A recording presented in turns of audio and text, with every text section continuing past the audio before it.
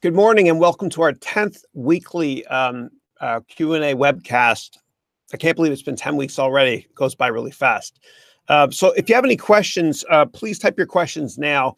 And the way it works is, and for all of you who've been on the call, I apologize for being redundant, but I answer all questions and then the webcast is over when there's no more questions. So please enter as many questions as you want, as often as you want. And if I don't answer your question properly, then please let me know. While you're typing your questions, I'll talk a little bit about my next course. I actually have two courses coming out within a couple of weeks. One of them is an AdWords course. I'm partnering with a really smart guy named Trevor Geller. He used to work at Google and at Udemy. And when he was at Google, he was in charge of AdWords. So for those of you like me that are very confused about AdWords, hopefully that course will help you be able to grow your business or advertise online. The other course is called the Complete Business Plan course. And that will be out in November as well. And I've been working day and night to get it done. I'm really excited about it. And it's going to help you write a business plan from scratch. So you can decide if you want to either stay at the company you're working at now or leave and start your own company. Or maybe you're in school right now and you want to look into starting a company on the side. Another hot day. So again, if you're just joining us, please type your questions now. And then once there's a bunch of questions in the queue, I'll start answering them. And for this new course, the Complete Business Plan course, for those of you that have taken my Complete Financial Analyst course, I'm bringing back Tony Shark. That's right. Tony Shark is coming back. And Tony Shark is a guy, pretend guy, that created a company called Shark Virtual Reality. And we're going to help him with his business during this business plan course. He's got this really cool virtual reality headset that allows you to put yourself automatically in the movies and video games. Except the difference with Shark Virtual Reality, this pretend company, and Oculus and other companies is you don't need handheld devices to move data around. Tony created this incredible technology whereby you can just do it by swiping your hands. And so if you're just joining us, please type in questions. And once I have a bunch of questions here, we'll get started. Good morning, Willem. How are you? Good to see you. So how do I get inspiration to create a vlog every day? I'll run out at some point, right? I just what I do is I have a process, and this is a generic enough answer that it can apply to anybody that's creating any sort of content or presentation at work or school project, etc. What I do is whenever I think of a good idea in business or a good idea for a vlog, I'll send myself an email. And I'm usually on the road when it happens. I'll send myself an email. And in the subject line of the email is add vlog, ADDVLOG. And then I'll type the contents of the idea inside that message and I'll send it to myself. Then what I'll do is before I actually film the vlogs, I'll search my my Gmail, just the subject line for the word add vlog. And that's how I remember to do these vlogs every day. Now it's tough. And the past couple of days, I actually haven't had the time to create vlogs. And the way I am is that if it's not high quality, I don't like doing it at all. And so what I've been doing is I've actually put a couple of previous videos I've recorded in the past, and you can tell because I look a little bit younger. Not that I look a day over 30 right now, that sort of thing. Crickets, that's all I hear. It's okay. It's a one-way video webcast. Anyway, that's how I do it. And for me, when I create content for my courses or for work or school or whatever it is, it never feels like a job for me. It always feels like a passion. And if something ever feels like work for me, I don't do it. Or I do less hard work until I get back to the harder work part of it. Because if it doesn't feel like a passion, then I'm not going to put my heart into it, which is kind of like the way I was working for other people for years. My heart just wasn't into it.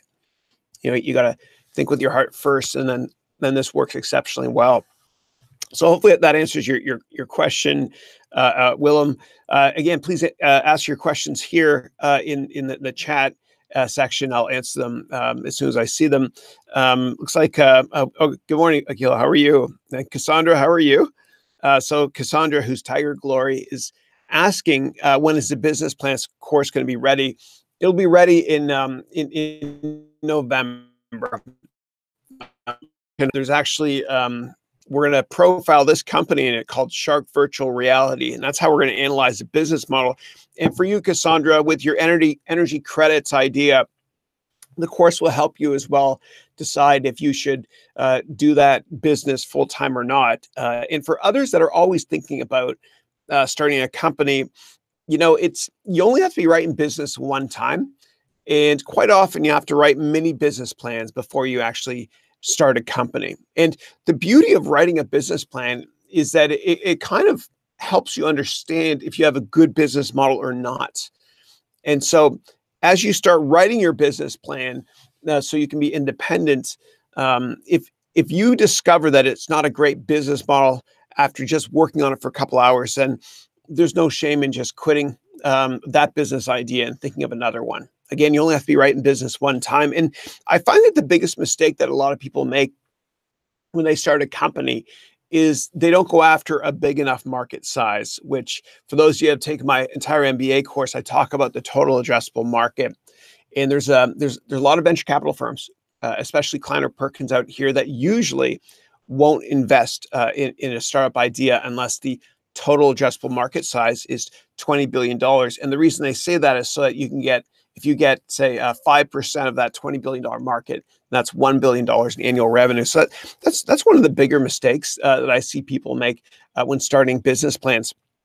Another mistake is that people don't realize that it's different than it's supposed to be. And I'll explain what that means. So usually when people start a company, it's because they have a bit of experience in that area with their current job, okay, especially in the tech sector.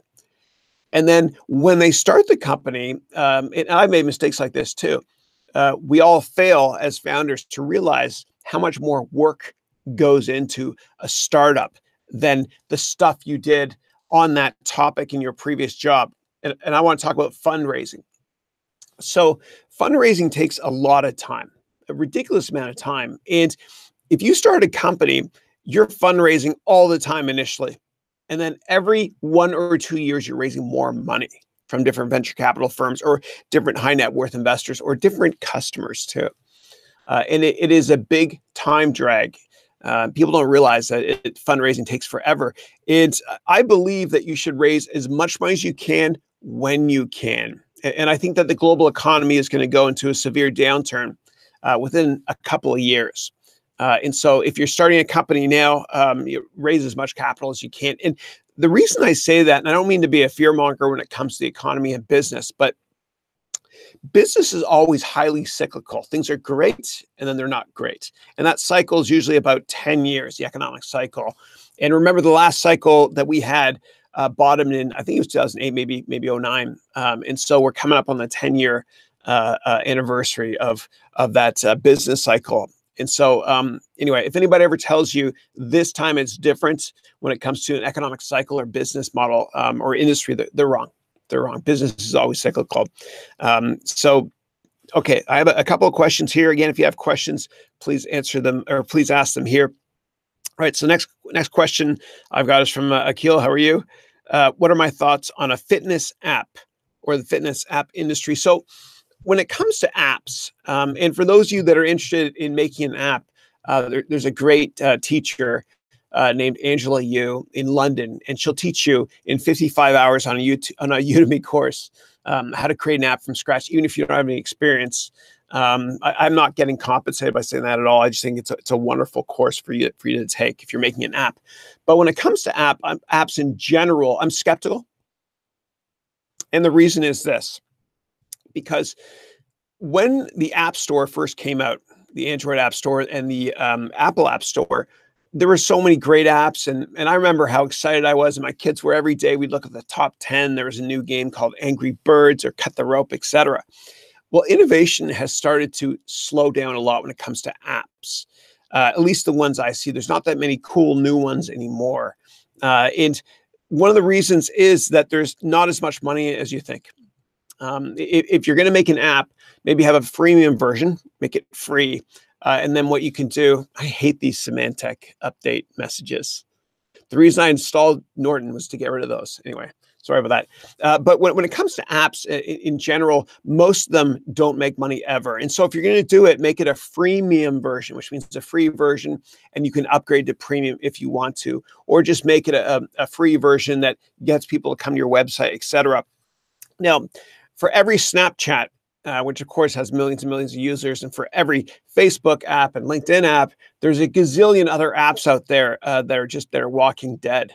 It's really, really hard to get consumers to find your app. And I'm going to tell you how to do it in a second. But I remember when Snapchat first started trying to raise money, venture capitalists were saying, that's the most ridiculous business model I've ever seen. Why would I want to take pictures and then lose them forever? And then the next question would be from the venture capitalists. Well, how many subscribers do you have anyway? What? 6 million? That's the best business model I've ever seen. So it's all about subscribers when you're starting an app company. And that's all investors will care about is subscribers. So let me now explain how to raise money and how to get subscribers. Okay. And this is a generic enough answer that is helpful for everybody in this call. If you're interested in learning how to raise money for your startup from rich people or from venture capital firms, just watch a video that I made in my vlog. I think it was about a week ago on how to raise money. And I got the opportunity to present to the ASHIS Paris MBA class in San Francisco. They visit every year, and I've been doing this for a couple of years now. But in that presentation, I explained exactly how to raise money. And so it's similar to a course of mine called fundraising. So don't take my fundraising course, just watch it for free. That speech I gave for free if you want on my YouTube vlog. And my fundraising course was one of my earlier ones, and I wasn't as good then. Anyway, making courses. So and then in terms of how to get free publicity for your company, and this is gold. So I always try to get advice from successful people. And Mark Benioff, he wrote this book, I think it was called Above the Clouds. And for those of you not familiar with Mark Benioff, he started the largest software company here and company period in San Francisco called Salesforce.com. And what Benioff did and does, and he's brilliant, is he puts his heart into it, obviously. He thinks with his heart and his head. He's a brilliant man. But he actually made friends with about 50 of the top tech and financial journalists in the world. And it's free publicity for him, always. And he was controversial too, because I remember when I worked at Goldman, when I worked in the hedge fund industry years ago, Mark Benioff would come to our events at Goldman Sachs and the hedge fund events, whatever that I attended. And he was controversial because he would always say that software is dead, and nobody understood what that meant at the time. And in his slides, he had the picture of software in a circle with a line crossed out.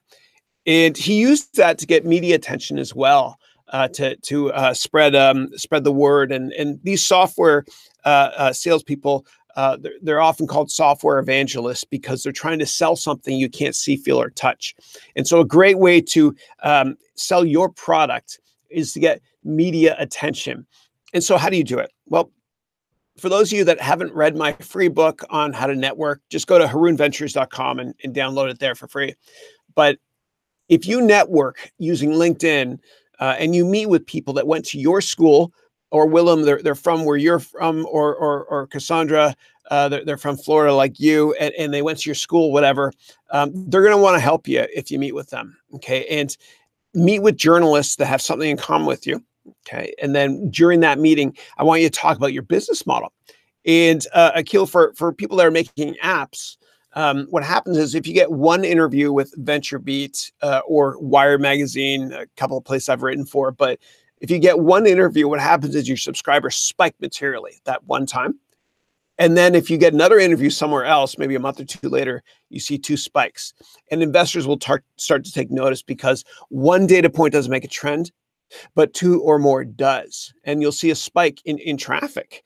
And so anyway, hopefully that answers your questions on the app industry. And when it comes to the fitness industry, it's tough for those of you creating old school fitness companies, gyms, whatever. Location.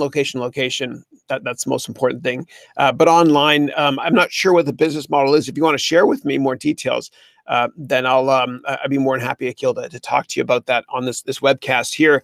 And when my business plan course comes out soon, what we can do is every week, if you want, we can get on this call. This goes to everybody in this call, and ask me questions about your business model.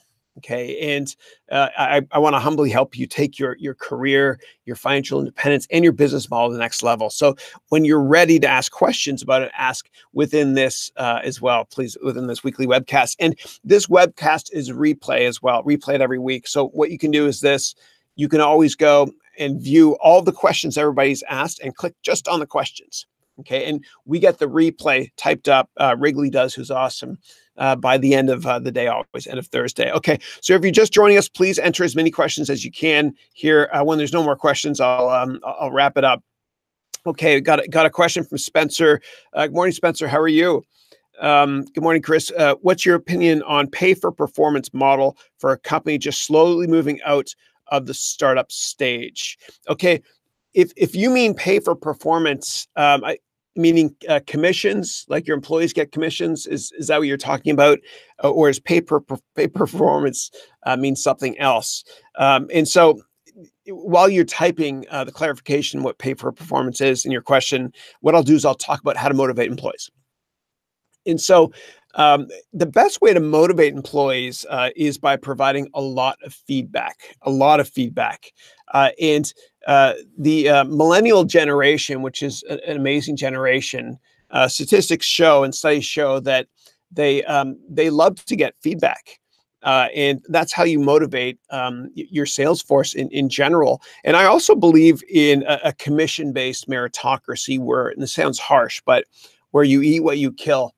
You get paid based on what you bring in. And so I believe that base salaries should stay low or low enough so people don't leave. And commissions should be very high, meaning they can scale forever. And that's what a lot of people on Wall Street, the way they make a lot of money is not their base salary, because it's expensive to live in New York, London, Tokyo, Hong Kong, et cetera. They make a lot of money on their bonuses, which is commission based. So the best way to motivate a workforce is through that. Is through commissions and a meritocratic society within your corporate culture. For more details on that, you can watch a course that I wrote called How to Motivate Employees, and there's a free 250-page book within that course as well, which I hope helps you to take your employees' attitude to the next level. Okay, great. So next question I've got here is from Eric. Hey, Eric, how are you? Would having goals fit in with a business plan? Absolutely. So the way I'm making this business plan course is we're walking through a spreadsheet similar to my cryptocurrency course dashboard, or my complete personal finance course dashboard, or my complete financial analyst course dashboard. We're going to walk through an Excel-based platform that I've created with no code, no macros. Okay. And I'm going to help you create in 13 steps your business model from scratch. And the first 3 quarters of that business plan course and the template, and you're going to be doing tons of exercises the second you start it.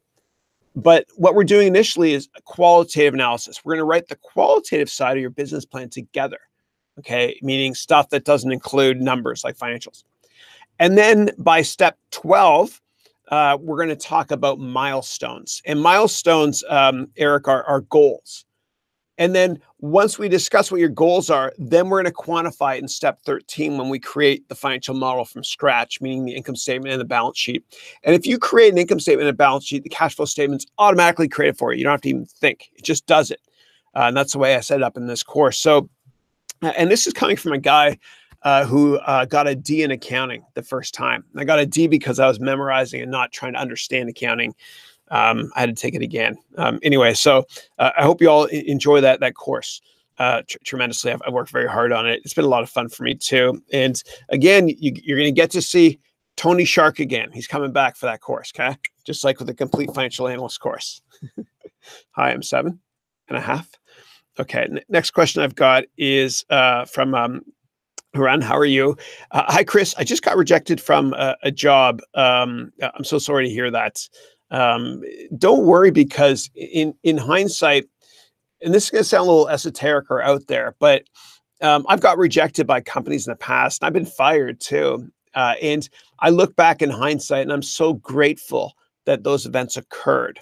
I can't explain it, but you'll find that career-wise, if you have a setback, if you have a positive attitude about it, years later, you might look back and say, thank you, God, for guiding me down that path. Maybe you weren't passionate enough about that job if you were let go, like I was at one point. And when it comes to getting rejected in an interview process, it's so hard, dude, because for every job you apply for, especially online, there's thousands of resumes that go in. And a lot of times the people that get those jobs are the ones that have contacts in that company. You know, their mom or dad knows somebody, or their friend knows somebody, or whatever, which is total BS, but it is what it is. And the same thing with a lot of the best Ivy League universities. A lot of times people get in because their parents went there, whatever. So don't worry if you didn't get that job around. But one thing I want to tell you, and this goes for everybody watching this, is if you network a lot, that's your best way to get a job. Okay, so if you have an interview coming up, I want you to network and find people that know about that company or know the people you might be interviewing with. But network to get your foot in the door so you can have an informational meeting, and that's how you get great jobs. Otherwise, it's just too hard, man. Everybody can apply online now, and you're one out of 1,000 people. Sorry. A little hot here. All right, great. So sorry to hear that, Haroun, but you know, there's a light at the end of the tunnel, which is a better job waiting for you. And if I can humbly help you get that job, ask questions here. I will never get off this webcast till we're done with all the questions. Thank you. Okay, great. So next one's from Cassandra, whose name is Tiger Glory. Cassandra's from Florida. Cassandra writes, my man wants to start an auto parts import business from the Caribbean islands that you wrote there. And we want to ask you if it would be smart to open the business in Florida or there. When you say Caribbean, I'm assuming you mean Caribbean, right? I've researched, and you can operate a business open in Delaware, Nevada. Okay, yeah. So I think that Florida is a great place to start a company, okay? Because taxes are incredibly low. It's the way it should be. And, you know, Tony Robbins, who's been an incredible mentor to me, and I had the opportunity of meeting him once too. He's helped me a lot. Tony Robbins used to live here in California where I live. And then he picked up and he moved to Florida because taxes are lower. And a lot of people here in the state of California, they'll own a little apartment in Nevada, which is a state right beside California, in Tahoe, which is a nice ski area. And what they'll do, and what you can do, is spend 6 months of the year or more in that state, so that when you declare taxes, you don't have to pay insane California taxes or other state taxes. Now, when it comes to Delaware, so a lot of people incorporate in Delaware because since the Constitution was created in America, there's always been lots of lawyers in Delaware. And what happens is, because there's so many lawyers there, it's economies of scale. They figured out the whole how to start a company legal paperwork strategy for you. And it's cheaper usually in Delaware. If you start an LLC company anywhere else, that's limited liability corporation, make sure you understand what the taxes are. And most importantly, what the registration fee is on an annual basis. So for me, when I had LLCs, which I don't have anymore, I have S Corps. But when I had LLCs in the state of California, I'd pay over $800 every year just to keep it alive, which was insane. So Cassandra, I think that, you know, starting in Florida where you are makes a lot of sense. I would do it there. In terms of starting it in Caribbean islands, whatnot, your call. I'd be careful though, because and I love the Caribbean. I love it dearly. But I used to work in Barbados when I worked at Accenture. There's certain countries in the Caribbean where the import and export structure is very volatile. Like in Trinidad, the way it was, it still might be, is there's 100% import duty. So if you're going to start an auto parts company there, just make sure you understand all the geopolitical tax implications and import tariff implications before getting started there. But I think Florida is a good way to go. Okay. Next question I've got is from Andrew. And again, if you have questions, please type your questions in the message field. When there's no more questions, I'll wrap up the call, and I'm happy to stay here forever.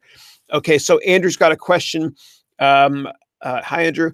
What's your quick guide on creating a business model, and how long should I do?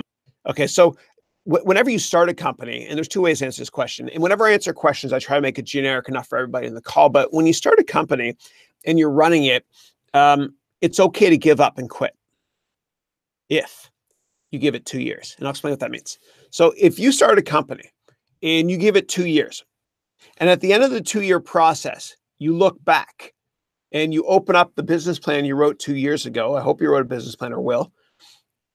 If you read your business plan that you wrote 2 years ago and realize, oh my goodness, I wasn't aware of these 3 risks when I wrote my business plan. And I got to ask myself this one question. Had I known about those 3 risks when I wrote my business plan back then, would I still have started it today, 2 years later? And if the answer is no, then pack it in. Go work for somebody else temporarily and start another company. Okay. Or if you have money on the side, start another company right away. But, I hope that everybody watching this call writes a couple business plans first before they launch their own company. And I'm going to make the process really fun in my business plan course. A lot of times people start companies without writing a business plan. And that's problematic because they don't realize all of the risks, or they don't plan. And failing to plan is planning to fail. That's my first cheesy quote of the day. And for Willem, I don't have my McLovin card today. So sorry. So anyway, so those are my thoughts on a business model. Now, how long does it take to write a business plan? Well, with my course, it should take you less than a week. Okay, maybe 2 days, like a Saturday, Sunday, because I ask a lot of questions as we go through it. And what happens is, and I feel so bad talking about my courses. I hate when I want to come across as being a used car salesman, but I really believe that I'm helping. And with this course coming out, there's going to be the 13 steps, and at the end of the 13 steps, I've given you, and Wrigley has done an awesome job creating 50 Microsoft Word templates that you can use based on your personal preference. It's going to be incredibly comprehensive too, the business plan that you're going to write. Very, very long. And if you want, there's a short version you can make as well, which I'll explain in the course. And I can't wait till some of you take it. And for those of you that are on the call, I can't sell. Sorry. Everybody on the call today, you're getting a free copy of it. If I see your username here, when it comes out, just anyway, send me a message over LinkedIn only. Thanks. Okay, great. God, I talk a lot. That was way off topic. Sorry about that. Okay, great. So Geronimo, Geronimo, how are you? I've seen your LinkedIn stuff. Thank you for that. That's fantastic. You got the coolest name ever. I love it. All right. So Geronimo, who's got a question. Good morning, Chris. Good morning. What do you think would be the first steps to spread the word about my skills to get freelance jobs? Okay. Wow, that's tough. Okay, here's what you do. So the way to a side hustle, for those of you that aren't familiar with it, is basically making money online doing something else. Okay. And I don't think you should work for just your one employer. Okay. Because business is cyclical, like I talked about earlier. And when the economy goes into a downspin, and it will within a couple of years, then your job could be at risk. So always have side hustles, okay? Always, because your company's not going to be loyal to you. You got to be loyal to your family first and yourself second. So the great way to get a side hustle, and I'll explain how to market yourself too, is to go to Fiverr.com. That's 5 with 2 R's, Fiverr.com. And you can, Geronimo, you can get people to pay you to do little side jobs like creating a presentation in PowerPoint or formatting a document or whatever it might be, graphic art stuff. There's a lot of stuff you can do there. And I actually hire voice actors there for my promotional trailers sometimes and stuff I put in my videos.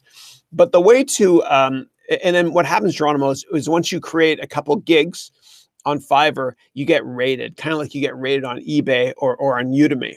4 stars or 4.5 stars or higher, whatever out of 5 is usually the benchmark on Udemy as well as on Fiverr. People will write feedback for you on that website. And what I think everybody should do if you're starting your own company is when you start your company in this new digital, wonderful era we live in, you have to create a lot of content and you have to be thought of as a thought leader, okay, in the industry or company you start, I should say. And the way to be thought of as a start leader is to write a lot of articles on LinkedIn and do videos as well. And so if you want, you can search through my video archives and find how to write an article on LinkedIn. I actually think I published it a couple days ago, replay of it.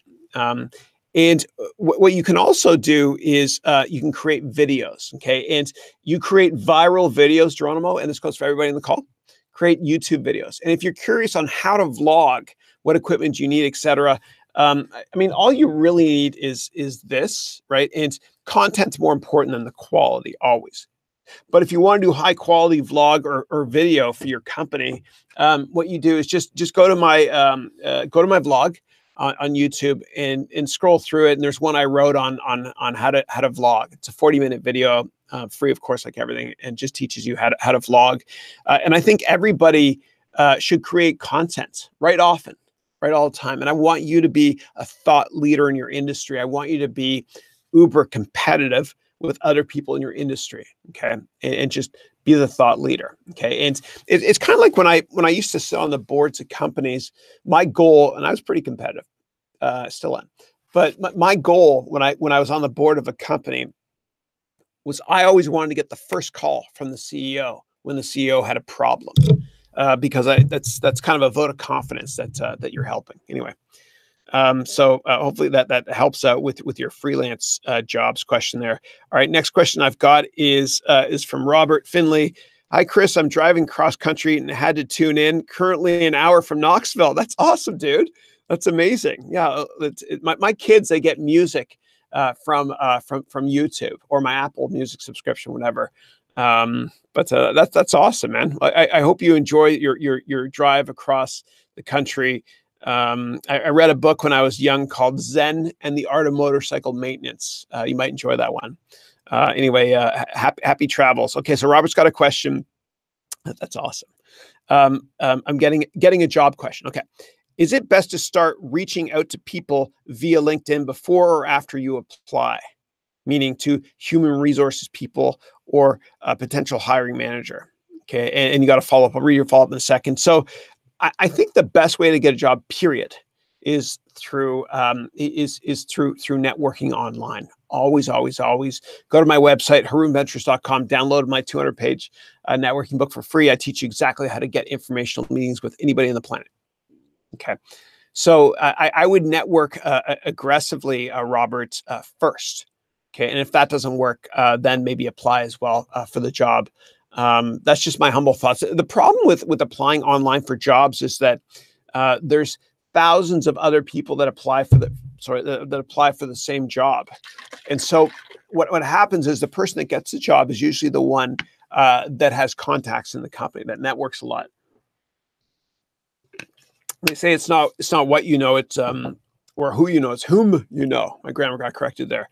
So I would network like crazy first.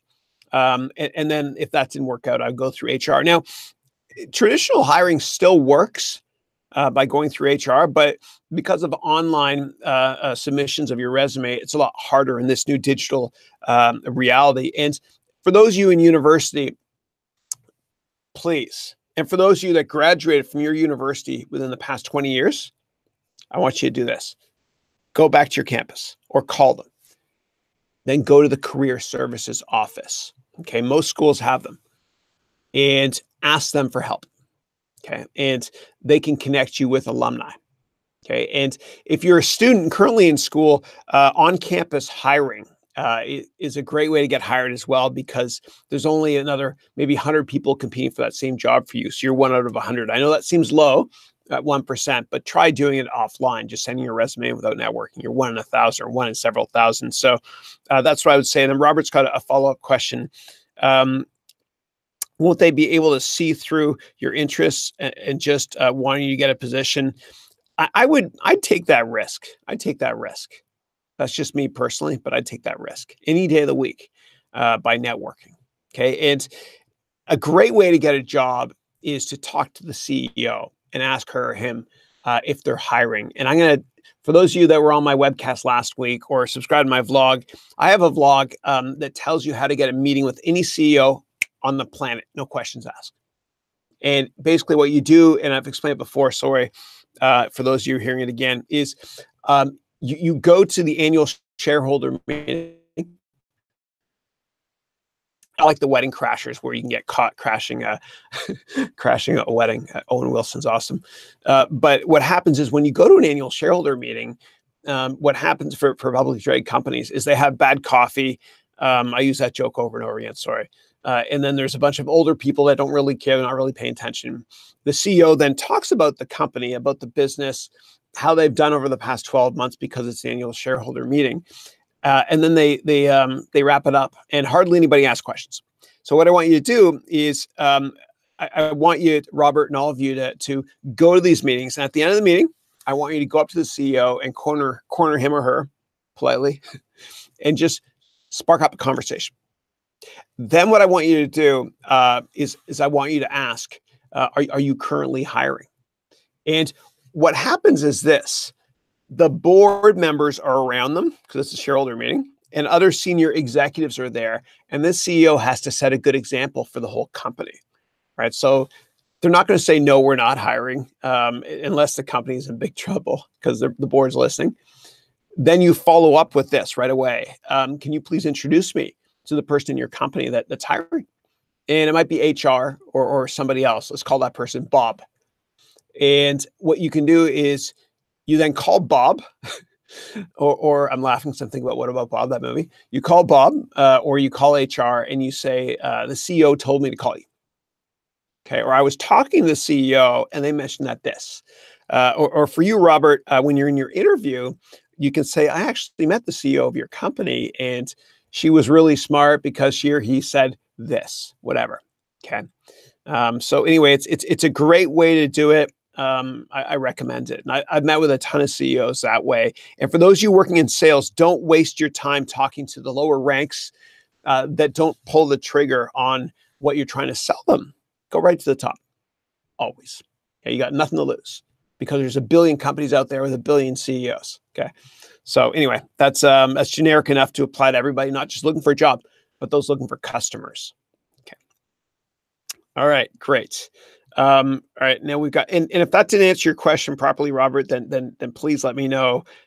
Just pull over to the side and at a Starbucks or something, or Tim Hortons. They don't have them here yet. They're in Canada anyway. It's a coffee shop. All right, next one here is, and please type your questions here. When there's no more questions, I'll wrap it up. Thanks. Next question I've got is, thanks, Mr. Chris Haroun. Please, Chris. I admire you on finance. Thank you. Which is the same path I wanted to take as well. As I've bought some of your Udemy courses. Thank you.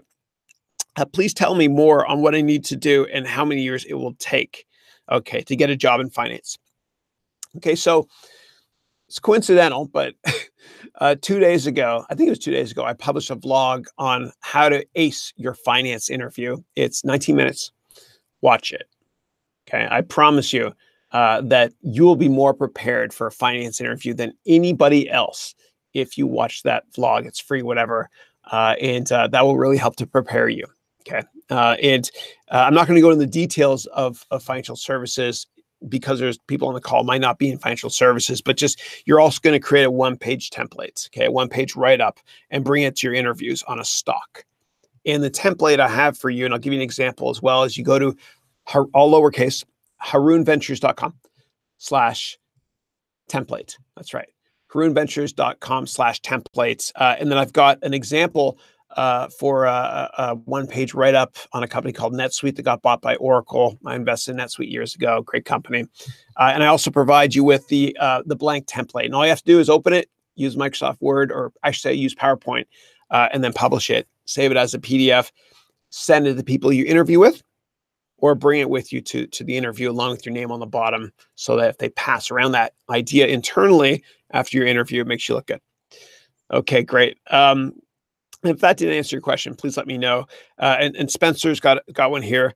Sorry, Chris, more of goal setting and hitting targets, whether it be sales, recruitment, stats, etc. More of a shift from a flat salary. Yeah, in general, I would say that the best way to motivate your sales force and to have a happy sales force, in my humble opinion, is to have a meritocracy set up where, again, you eat what you kill. I know that sounds harsh, but for example, if you sell product X, you get 10% of the revenue of that product if that product is marked up a lot. Or what a lot of software companies do is they have accelerators that kick in once you hit a certain quota. So say your quota is to sell $100 worth of stuff in a given quarter. Then if you hit that $100 worth with a couple weeks to go in the quarter, then instead of just getting 10%, the accelerator kicks in, you get 20% of whatever incremental you sell. So think about it in those terms. And I find that employees aren't disgruntled as much when you have a compensation structure like that, because everybody knows what they're getting, right? And there's no surprises come bonus season. A lot of people on Wall Street, it's not entirely commission-based at some companies, and every Christmas bonus season, they're like, oh my God, this is crazy. I got screwed, even though they got paid a lot more than the average person, whatever. So yeah, I think that commission-based works best in every single company. Okay, great. But you got after the base salary, of course. All right. So next question is I've got here from Toronto. Hey, bud. How do you see the market related to digital education? Okay. Okay. So digital education, I think is going to change the world. I mean, I'm betting my career on this, and people still think I'm crazy. I get calls all the time from venture capital firms, hedge funds, other companies saying, "Hey, do you want to come back? Do you want to come work for us, with us, whatever?" And they think I'm nuts doing what I'm doing, but they don't get it. They don't get it. Nobody gets it. But education, and I want to make this a generic enough answer to apply to everybody on this call. I want everybody in this call to make courses online on Udemy, okay, or anywhere. And you can go to my Udemy profile and do a search on 2 courses which are free called 40 Tips on How to Teach Online. Another one's called Another 40 Tips on How to Teach Online. And everybody has something to teach. I promise you, you do. There's this one lady that I interviewed years ago for my Inc. column named Teresa Greenway. And she bakes bread. That's how she makes her money on Udemy. She bakes bread and she loves bread. And I teared up when I interviewed her for the story, because she came from a really tough background, abusive husband, many kids, poor, and with skills she wasn't sure she could use. And so she left her abusive husband. It's a true story. It's giving me shivers just thinking about it. She took her kids and moved into a new place, started small, and now she's big time. She teaches how to bake bread. How prophetic is that? Anyway, check out her courses if you want on Udemy. But everybody should teach, and you all have skills to teach, and it's one of your side hustles, right? So instead of just using Fiverr to do stuff on the side, you can teach online. And if you have this, that's all you need. Okay, and then once you kind of scale it and start focusing on getting better quality, you can get the Blue Yeti and all that stuff. And those 2 courses I mentioned, which are free, will help you understand how to do it, because they're based on my mistakes, and I want you to work smarter and not harder. And if you're curious on my overall thought process on the education industry longer term and how disruptive it is, go to my vlog, and there's a video I published. I think it was 2 weeks ago, 1 or 2 weeks ago, on how to solve every problem in the world using education. And it was my speech, which was recorded when I was in beautiful Brazil. And in that speech, one more thing I'll talk about, and then I'll move on. In that speech, I mentioned that not only is every problem solved through education, and capitalism can help change the world through ed tech, but the highest paid people in the future are going to be teachers. And I say that because if you're a doctor, or God forbid, a lawyer, although I love civil rights lawyers, you're cool, everyone else no. But if you're a doctor or a lawyer, you can only treat 1 patient at a time. When you teach, you write once, read many. You create your course, put it online, and it's available to students in 195 countries, which are the countries I have students in, all around the world, all day, all night, forever. It's scalable. And when you're creating your business plan, even if you don't want to teach, I want you to think about something scalable like that, where you create content and it's scalable. Okay, it's like the software industry is all about that, scalable, right? Meaning you create the software and it scales. You can just sell it online in different distribution channels. All right, great. Hold on one second. Okay, now you're asking a question, John, about how do I advertise online? So really bad at it. I say create a lot of content online, especially on LinkedIn, so you can be thought of as a thought leader. Doors will open if you write content in the long run. I promise you. Nobody gets it, but I promise you will. So I would just write content. When it comes to advertising online, so there's a really smart guy who used to work at Google and Udemy named Trevor Geller. And Trevor and I are working on this course on how to advertise online. Trevor's doing most of the work, if not all of it, which is why he's getting 75% cut. Usually it's 50-50. But in that course, which comes out in 1 or 2 weeks or 3 weeks, I explain, or Trevor and I sort of explain how to advertise online using Google. And so Trevor used to work at Google in Google AdWords, and he did 600 different one-on-one calls with customers on how to use Google to advertise. So anyway, check it out when pardon me, when the course comes out. When one teaches, two learn, and I learned a ton by partnering with him. Hold on. Excuse me, sorry. I got some water here. All right. While I'm drinking water, I will watch the next one. All right. Again, if you're just joining us, just please type your questions in here. All right. And by the way, if you're ever presenting to a large group of people, if you take a sip of water, you're buying time so you can think of how to answer the question. Or a lot of times people and teachers do this. They'll say the question was blah, blah, blah, then they'll answer it. And when they're regurgitating the question, they're thinking of the answer. They're buying time. And people do this in interviews too. Okay, so next question I've got here is from Akil. How do I systematically plan for life and business? So I have a process for a lot of things. And when you get older, like me, you kind of figure out what's not important and what is important, right? And so senior people in a company you might work at, they're not smarter than you. They've just made more mistakes than you because they're older than you and they've been around longer. And so that they know how to cut corners. I mean that in love, in a good way. But what I do is I write down goals all the time. Okay, I write down my goals all the time, and I update them often, and I carry them around with me on my iPhone. I used to have cue cards, and I'll show you the cue card version, which is 15 years old sometime. But write down your goals, update them often. And when it comes to scheduling your next day, I've got a tip for you. I write out a one-pager. I have this form that I created, which you can all get for free. Just go to harounventures.com, all lowercase, /schedule. harounventures.com/schedule. And you can download a one-page template that I created there. And it's a PowerPoint presentation, and I fill it in every night before I go to bed. Okay, actually at 9 o'clock every night, my iPhone alarm goes off, and I fill it up. And I plan what I'm going to do for the next day. And I promise you'll be way more successful if you do this as well.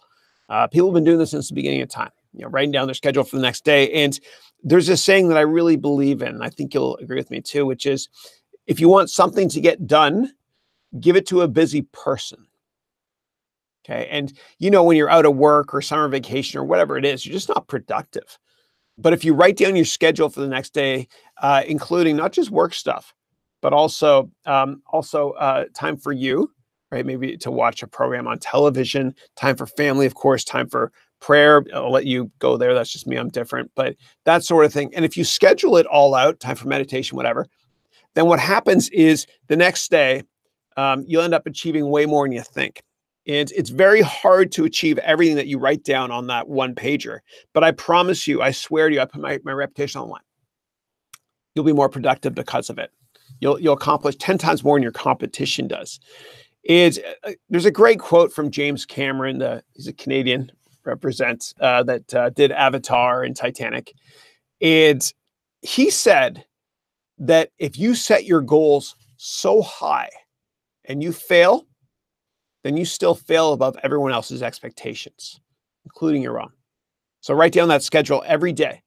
Okay. And again, go to harounventures.com/schedule. It's free. Download it. If you have questions about that, please let me know. It's helped me out tremendously. And when I was a kid, I remember I was a really bad student, and they thought I had a learning disability in the 6th grade and the 8th grade, and they wanted to fail me, and screw them, whatever. I'm fine. I just wasn't passionate, but they made me do something called daily reports. But I had to write down for every class. I had to get the teacher to sign after each class how I was, and I had to schedule my homework and stuff in that one pager. It helped me. It helped me improve a bit, I guess. So anyway, you can do that if you want. Okay, so next question I've got is from Lay, whose name is Dante, from Montreal, University of Alberta, right? So good morning, Lay. Good morning, a nice shirt. Oh, thank you. That's right. I bought this shirt, actually. I thought of Lay, Dante, when I bought this shirt, and I told him I'd wear it. And I'm not going to go too low because you'll see all the garbage on the floor. But here's what it looks like. It says, believe in yourself. Okay, that was my one dip of the day. All right, so thank you. Be you, believe in yourself. All right, thank you. All right, so Geronimo's got a question. How do I deal with failure? Repeating a class, getting fired, all those may be lessons hidden beneath it, but most people never get it. How do you help them with that? Okay, so we all have to understand that nobody's ever been, I love this question too. No one's ever been extraordinarily successful in life without first failing over and over and over again. And Michael Jordan, love that guy, number 23, he said, I've failed over and over and over again. That is why I succeed. And while we're on the topic of MJ, Michael Jordan, best basketball player ever, we have to keep in mind that he actually didn't make it to his, he didn't make his high school basketball team. Isn't that crazy? Isn't that crazy? But that probably shaped his overall attitude to work harder, and harder. And Michael Jordan's amazing. If you get a chance, I made a vlog on him as well a couple months ago, whatever. This guy makes over $1 billion every year right now. He makes more money every year now from just endorsement stuff, whatever, from Nike and others. He makes more money every year now than all the money he made his entire career playing basketball. He's amazing, but he always talks about failure. He's failed a lot. And you'll never make it big in any profession unless you fail a lot first. And for every successful person out there, I'm sure they would agree with me when I say that you just have to be right in business one time. Doesn't matter if you fail 99 other times. And every successful person out there, I want you to just go and search for them on YouTube. Maybe there's a biography video made on them that's free. But all these successful people have failed a lot. We just don't hear about the successes. So you got to be comfortable with failure. And, you know, I made a vlog about 2 weeks ago, and I think the title was something along the lines of "Failure is not shameful." And you can, within my Udemy courses, if you're a Udemy customer, you can go to announcements on any course, and you'll see that's one of the videos there. Failure is not shameful. It's a badge of honor. And I might upset some people by saying this, but I'm going there anyway. Being scared of failure and risk is a cultural thing. Okay. And I'll talk about, I'm not saying America has all the answers, because it doesn't. But on the West Coast here, and before I go there, 50% of all people that start companies here in the San Francisco Bay Area, tech companies, were born in another country. Like Pierre Omidyar is Iranian. He started eBay. Elon Musk, Tesla, of course, South Africa. And then Sergey Brin, Google, of course, from Russia. But here in the Bay Area, if you start a company and you fail, it's not shameful. It's kind of cool because you tried, right? Think about it with parenting with your kids. If your kid tries really hard at something and fails, like, the best thing you can do is not berate them or be upset with them. You just tell them, I'm proud of you for taking that risk. What'd you learn? because that will encourage them to take another risk in life and be successful or happy, at least longer term. Now, the West Coast, it's cool to fail. On the East Coast, and I'm from the fail. It's a little bit shameful, actually. And business is a little bit more conservative. And so what happens is if you fail on the East Coast of North America, it's shameful. But if you're successful later in life, nobody remembers the failure, right? That's just it is what it is. However, there are some countries, I'm not going to name them, but there's some countries where I've been told by people that live there and have started companies there that if you start a company and you fail, of course, it's very shameful. But if you start another company later in life and you're successful, all people remember is the failure. So the moral of the story is you shouldn't give a damn what anybody thinks. And if you're trying to raise money for your startup, go to places to try to raise money for your startup where people are more likely to want to take risks. So, and I love New York. I lived there. I went to school there. I worked there. And New York has way more people than the San Francisco Bay Area, way more. But please give me the names of a handful or even one or two very large tech companies that were founded in New York City. Okay. No disrespect to New York at all, but it's a cultural thing. Okay, great. So give me 1 second, getting kind of hungry here and take a drink of my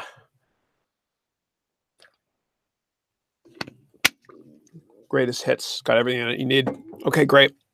All right, next question is from Haroun. How are you? And if I'm mispronouncing your name, please let me know. I appreciate your kind words so much about the job rejection. Sometimes I apply on LinkedIn for jobs, but my application doesn't get seen. Would connecting with the recruiter help this? Yeah, I mean, just network in general as much as you can. Relationships are more important than product knowledge. And it's so weird because when we're younger and we're in school, we feel that if we get good grades, you know, when we're younger, everything will work out. Your parents are proud of you, teachers like you, whatever. Parents stay off your back. But then you join the workforce and something happens, which is weird, which is it doesn't matter how well you do, you don't get promoted or a raise. And you need to realize early on that the only way you're ever going to get a raise or a promotion is to ask for it.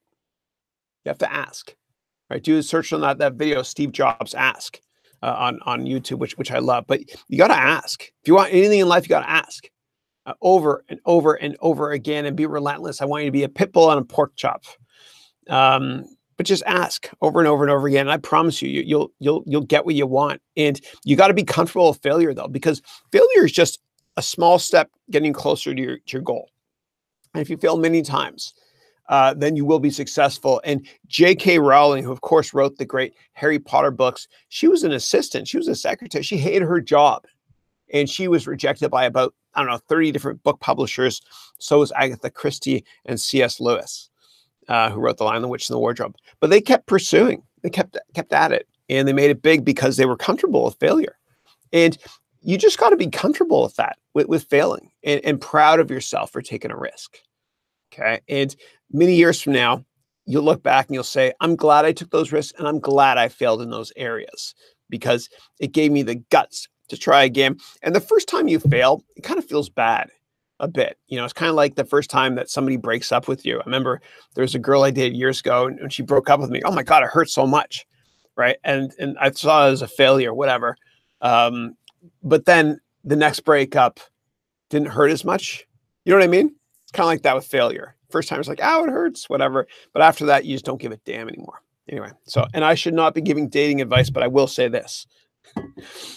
My friends that have the best girlfriends are the ones that have no shame. I should say no confidence issues. And they're okay with failure. They ask somebody out, they get a no.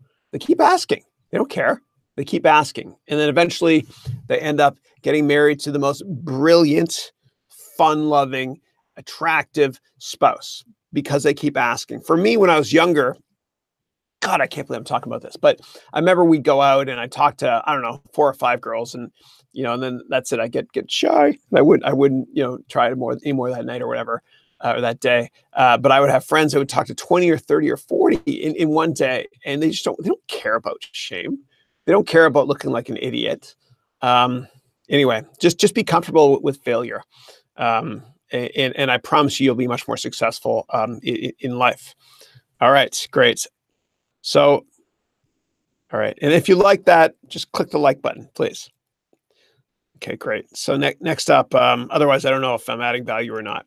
Okay. All right. Next question is from Dante. Lay, how are you, bud? I also want. Sorry, I lost my place here. Give me a second. Sorry. All right, here we go. Sorry. If you're just joining us, type your questions here. There's lots here in the queue, but I'm going to get through every single one. I promise you this call will never end until I answer all your questions. So type them now. So Dante's got another question. I also want to quit my job early next year to go to a coding school because it makes me think longer term about yourself. Do you think it's a risk worth taking? Yeah. So Dante, what I did, and you'll appreciate this. When I lived in Ottawa, which I think is where you are now, I worked at Accenture, and people were running circles around me that could code better. And I went to a community college there during the evenings, and I took courses on how to code Visual Basic and C and that sort of thing. There's got to be a way you can do it on the side. I'd recommend doing it on the side, or take Udemy courses. They're great. Take courses by Angela Yu, or another one is from Rob Percival. They're both awesome, and they'll teach you how to code from scratch, and they make it a lot of fun too. Okay. So anyway, that's what I would do rather than quit your job.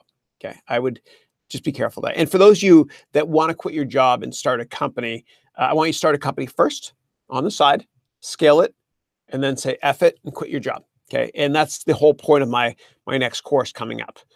Business plan course is to help you decide if you should launch that company and quit your job, because I want to help you get to the next level. And as you complete that course or write a business plan, or don't take that course, I don't care, but you can always ask me questions here every week, every Thursdays at 8 a.m. until whenever, forever. And I'll humbly give you my thoughts on a business model. So I'm a big risk taker in life, but I believe that I think you can take those courses at night, Dante, or online, unless I'm missing something. Okay. Our next question I've got is from Geronimo. Oh, Geronimo's writing. I love when you guys talk to each other too. Hey, Lay, if you need programming lessons, I can help you for free. Oh, Geronimo, you're the best, dude. Thank you. That's awesome. Two great minds coming together there. It's fantastic. Fantastic. Okay, great. Next question is from Haroun. I love your questions because your name rhymes with my last name. Good morning. Good morning, Haroun. Do you think it's unethical to take an existing business model and do it way better? Thank you. No, not at all. Otherwise, Pepsi wouldn't have started their drink, which is wildly successful. Otherwise, Monster wouldn't have tried to make a better version of Red Bull.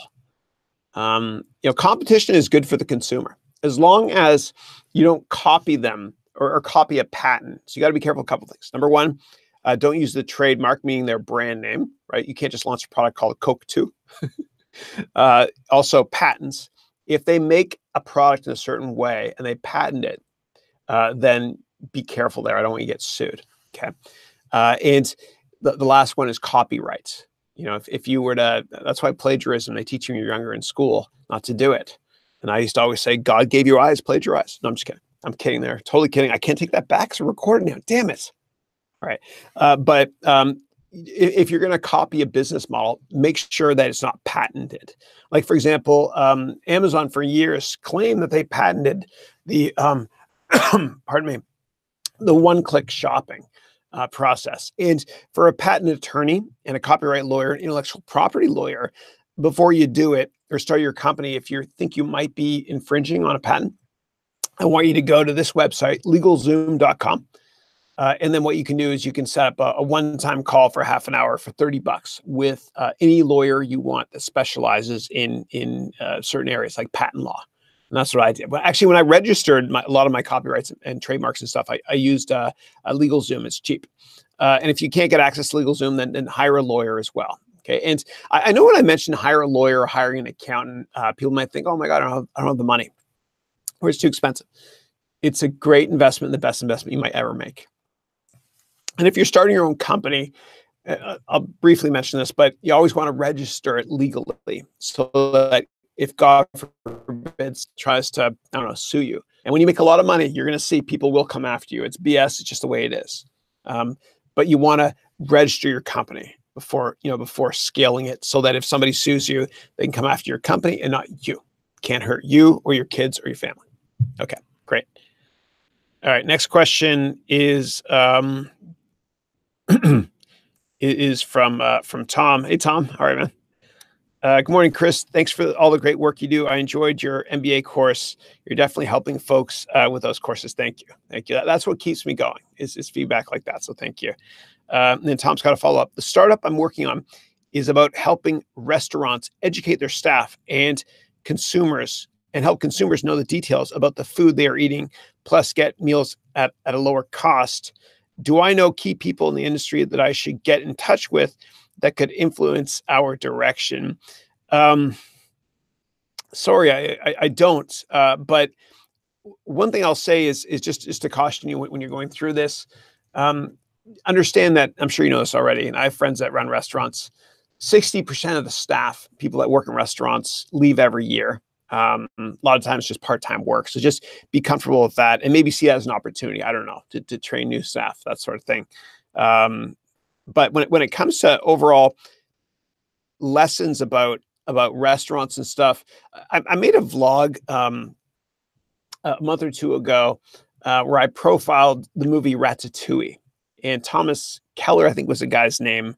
I think that's his name. The guy that founded French Laundry, which is the best restaurant on the planet. It's here in the Bay Area, in Napa Valley. And Ratatouille actually was modeled after that kitchen, French Laundry. But what I would do is, and the reason I mention this is because when I was researching that vlog, I went online and I watched a lot of interviews with that guy, Thomas Keller, I think his name is. So do the same thing as well. I want you to go online and find very successful chefs or business people, for other people watching this that are interested in a certain industry, and watch interviews with them. You get little nuggets here and there. And by the way, that guy that founded French Laundry, talk about dealing with failure. This guy's, oh my God, he's amazing. It's inspirational. He started a restaurant. It went bankrupt. He started another restaurant in New York City. It burned down. Most people would give up, but he just kept persisting. So bottom line, Tom, is just go online and see if you can watch interviews with very famous chefs. And a lot of famous chefs don't just love what they do, but they're great business people as well. And that's how they get to where they are. That's why we know their names. Okay. Okay. And just Tom, in terms of I don't know, of scaling your business, think about getting interviews as well with the media using the methodology I always talk about, which is just go to my website, harounventures.com, download my networking book, and anyway, set up those meetings, get free PR. Okay. All right. Next question I've got here. And if I didn't answer your question, please let me know. And Tom, make sure that you write often on LinkedIn and you create videos on LinkedIn, on YouTube as well. Okay. You use the strategy that I use. I do because it's fun too, but you can go to my vlog, and there's a couple of vlogs I've written in the past month or two.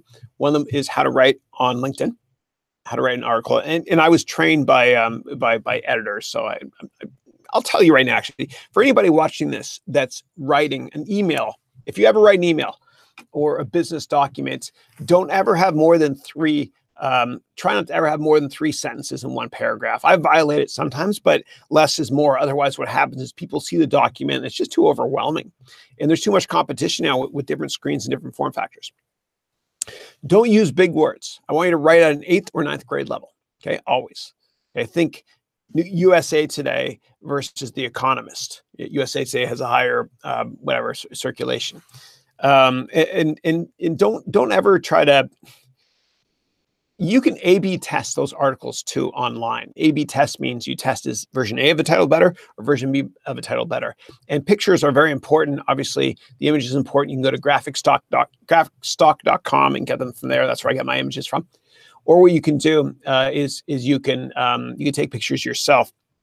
And so the title is very important too of your email or the subject of anything you write. And, you know, the best articles I find that I've ever written are the ones that are something along the lines of, 5 ways to sell better, or 13 ways to take your career to the next level, that sort of thing, where you have numbers at the beginning. Anyway, watch my LinkedIn, how to write a vlog I published a couple of days ago. They'll teach you everything you need to know in less than 20 minutes, and it's free. Okay, great.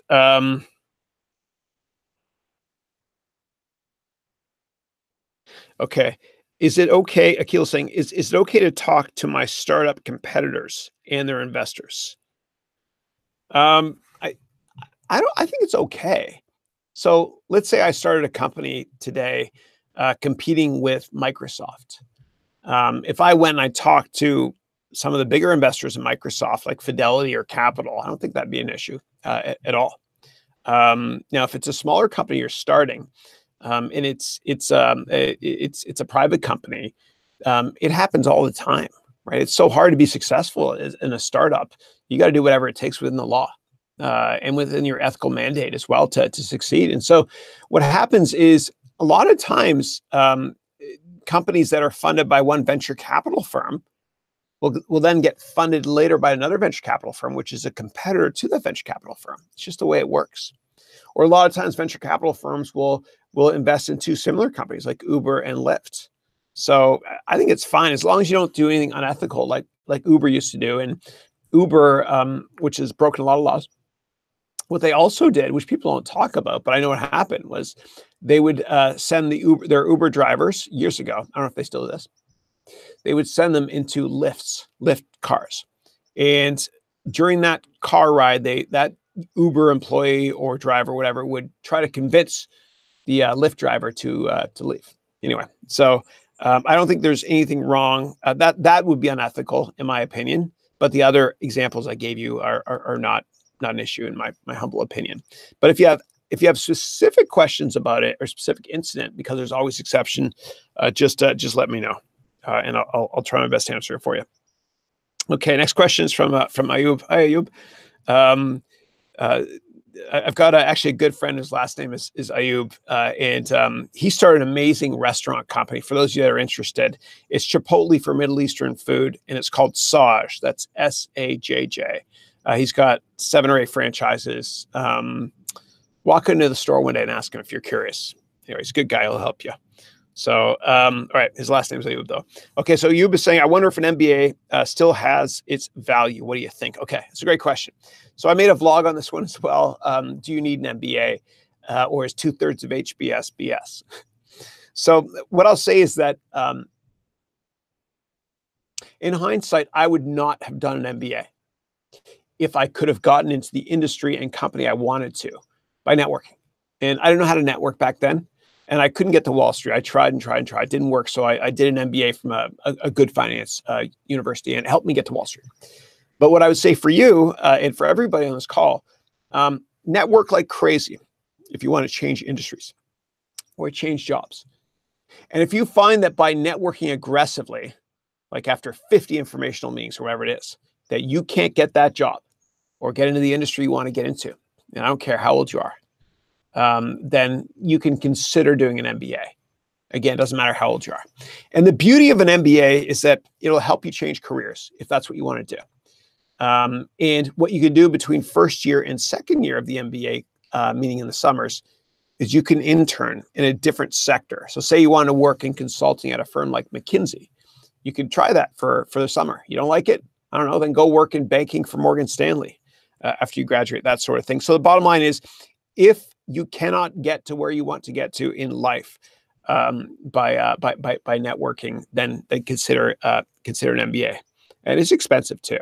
And don't not go to school because of the expense. Okay, you can always get loans. Just get in and figure it out later.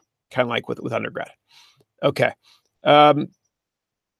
So Dante's got a question. Do I think it's better to start a company in a city with lower cost of living? However, it also seems to me that the networking opportunities are limited in a small city. I got you. I mean, the way it used to be is you would start a company in the area that was Rome for that empire. Okay. And so I'll give you an example. If you wanted to be an actor, you move to Hollywood because Hollywood is Rome for the entertainment empire, and Bollywood too. If you wanted to work in tech, you'd move to Silicon Valley You want to work in finance, you move to New York, London, Tokyo, Hong Kong, whatever. Not the case anymore. Not the case anymore, because you can start a company online for next to nothing.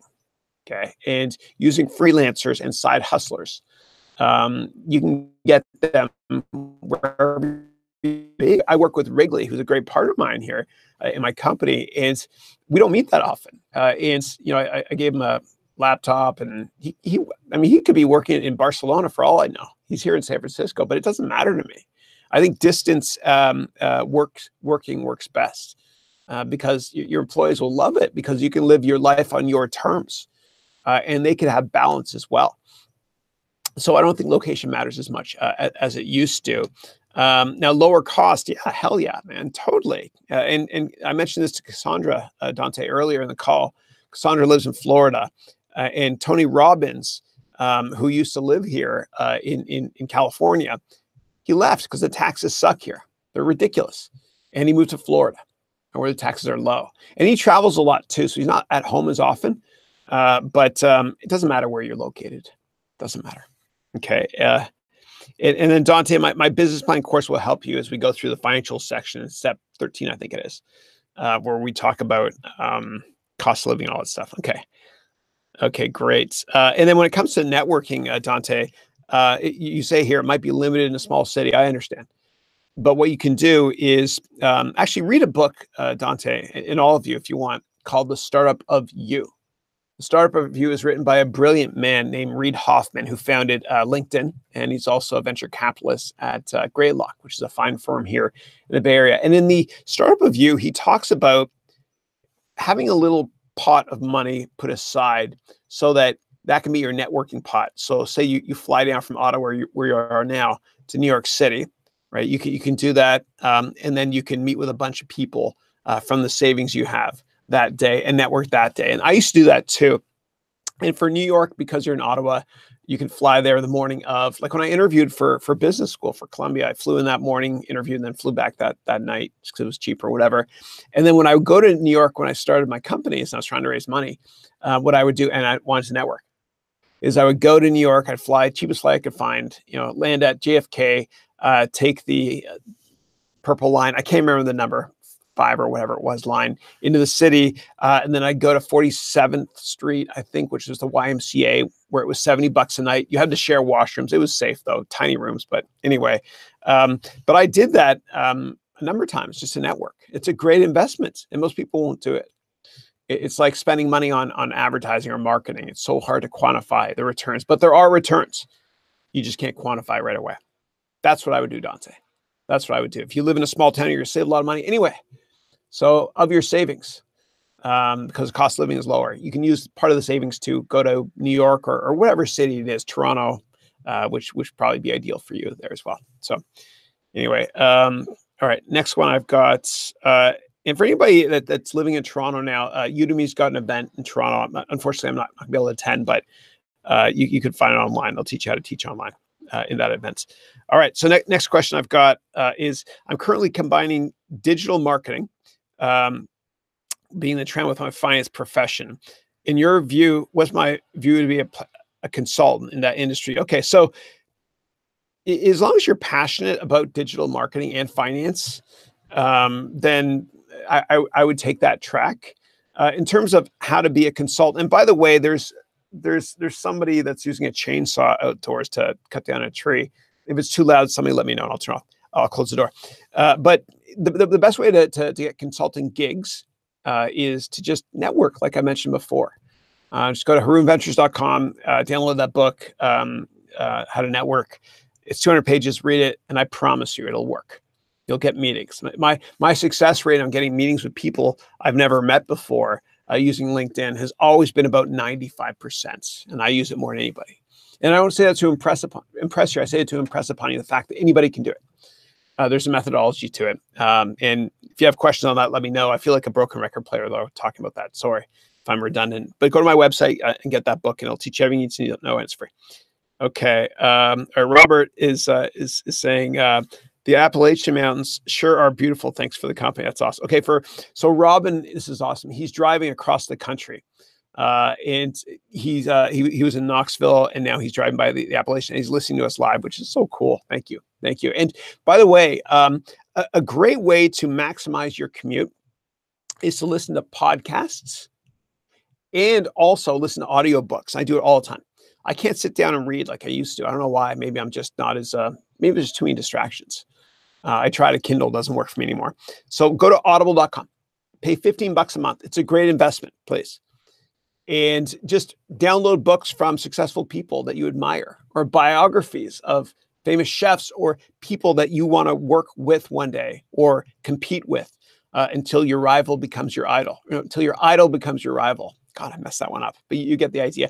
And podcasts too. Listen to podcasts in the car in your commute as well. And I find my best ideas I have are when I'm out of the house, when I go on a walk.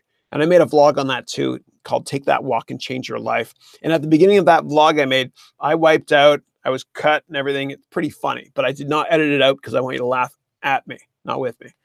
But whenever I take a walk or go for a drive by myself, I come up with my best business ideas and life-changing ideas for me. So anyway, Robert, enjoy the ride, dude.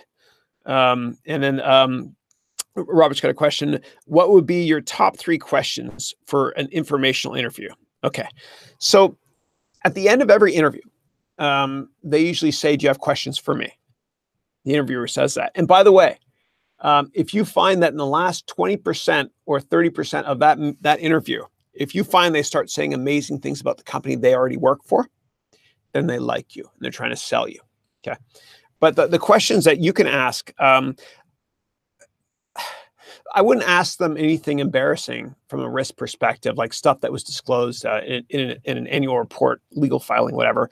I would ask some questions like, what's the culture like at the firm, or do research on one news story so you can look current and up to date and proactive as well. Okay, so maybe it could be something along the lines of, I saw that your company just signed a contract with the Walt Disney Company to distribute your products. That's an incredible accomplishment. I'm just curious, how did you go about doing that? That sort of thing, especially if this person worked on it. And you got to be genuine too. Okay. Another question you can ask is,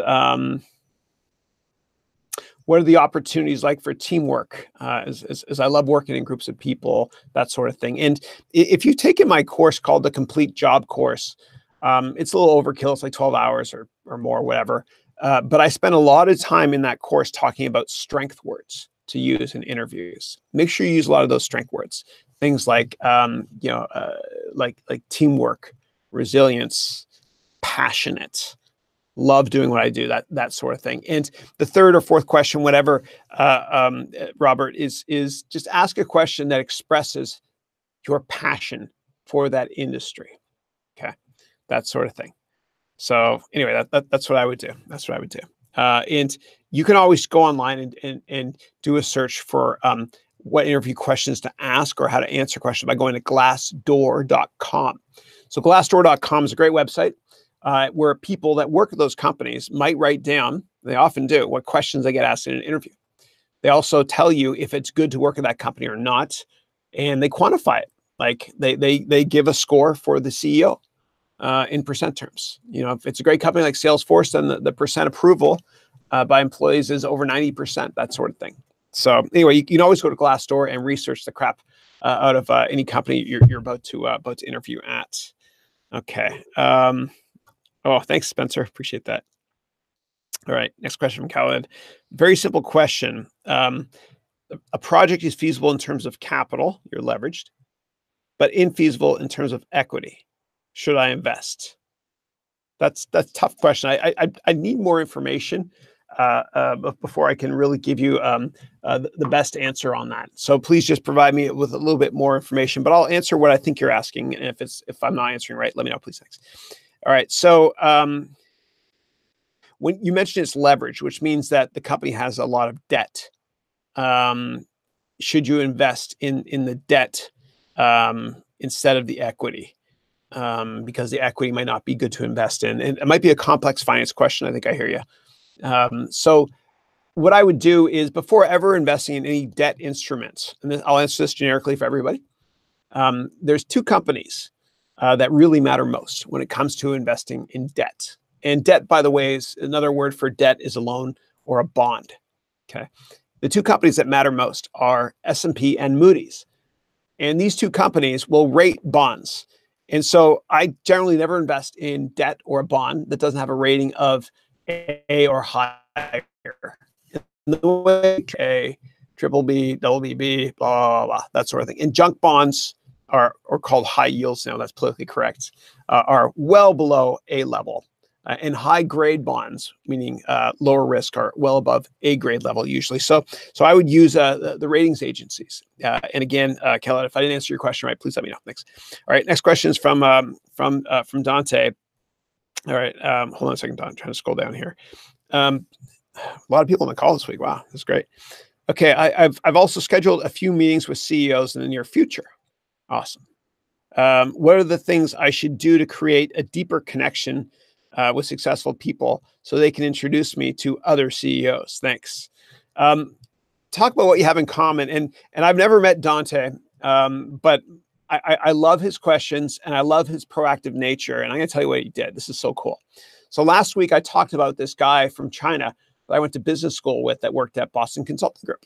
And his name was Kevin Chi.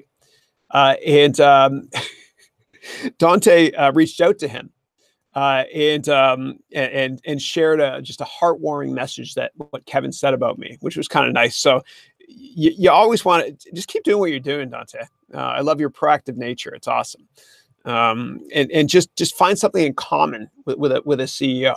Okay, maybe it's somebody, or maybe it's you're from the same small town, or maybe you went to the same school, or you have the same interests.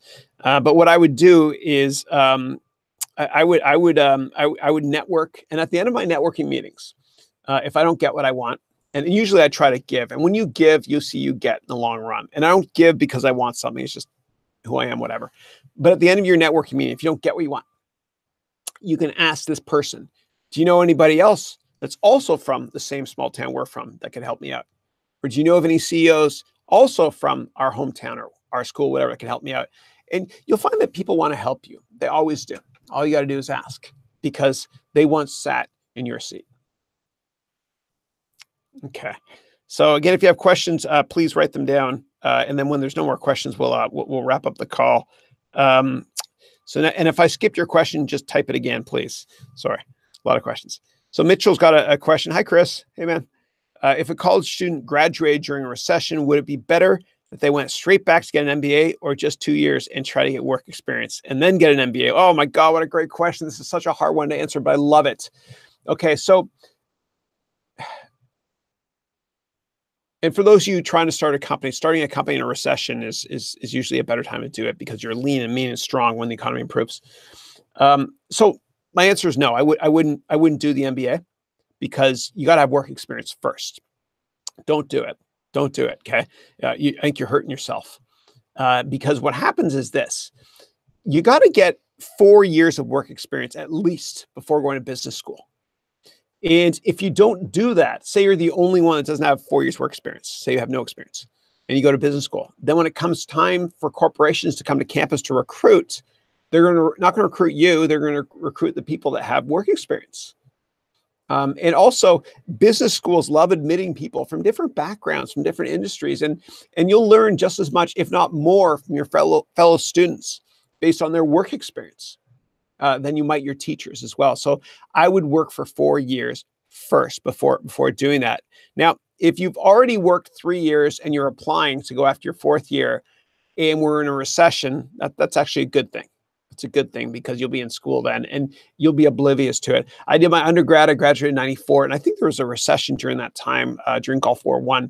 I didn't even know that until years later. I look back, it's like, oh, it's recession. But anyway, that's what I recommend. That's what I recommend. Work first, always, always, always. Okay. Now, for those of you that are considering doing a master's in other programs outside of business, then yeah, going right from undergrad might make sense.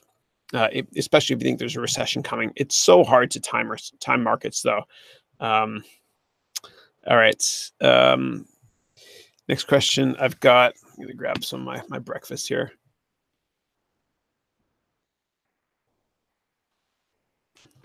All right. Oh, I love this one. All right. My business school education is not helping me. I know it. I still have 1 year to complete it. Should I continue or drop out and work full time on my startups? Wow. Oh man, it's a tough call. When I was in business school, there was this guy that started a software company, and he dropped out. But you got to ask first. So I want you to do is go to the management office of your business school and ask, if I drop out to do my startup, can I come back in 6 or 12 months and finish it, or 24 months? And if they say yes, then that might influence your decision on what to do. But you got to think about, what was the reason you went to business school in the first place? Was it to get a job?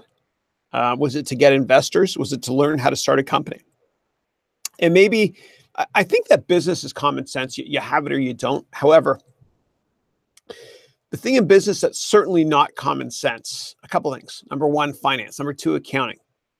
You got to learn the basics. And so what I would humbly recommend for you in your last year of business school is take as many finance courses as you can. That's what I recommend. And I want you, during your last year in business school there, to network a lot with people that went to your business school that are working full time, that could be customers of yours for your startup, that sort of thing. Okay. People are more likely to take meetings if you're a student. It is what it is. It's not the only way to get meetings, but their guard is lower. You know what I'm talking about. Okay, great.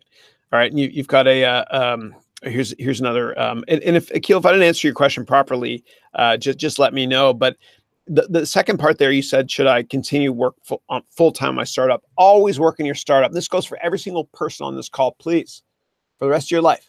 I always want you to be working on a startup on the side forever until it takes off. Then you leave your company if you work for somebody else. Okay. And I want to help you doing that with my next course, the complete business planning course. Okay. Always be thinking about a company to start. Always, always, always, because we were not meant to work for other people, right? It's not normal. It's not normal being a kid and being yourself and laughing so hard until it hurts. Then you join the workforce and you're political. You don't laugh as much as you used to. You get into elevators and you stop talking because somebody senior is in the elevator with you. You know, it's okay to work for a couple companies or people in your career, because you can learn what not to do as well as what to do. And this will be my weekly swear word. There's nothing worse than spending the rest of your life being someone else's bitch. And I say it that way because I want to be a bit controversial there, just so you can kind of think about it. Anyway, my mission is to help you be independent. Okay.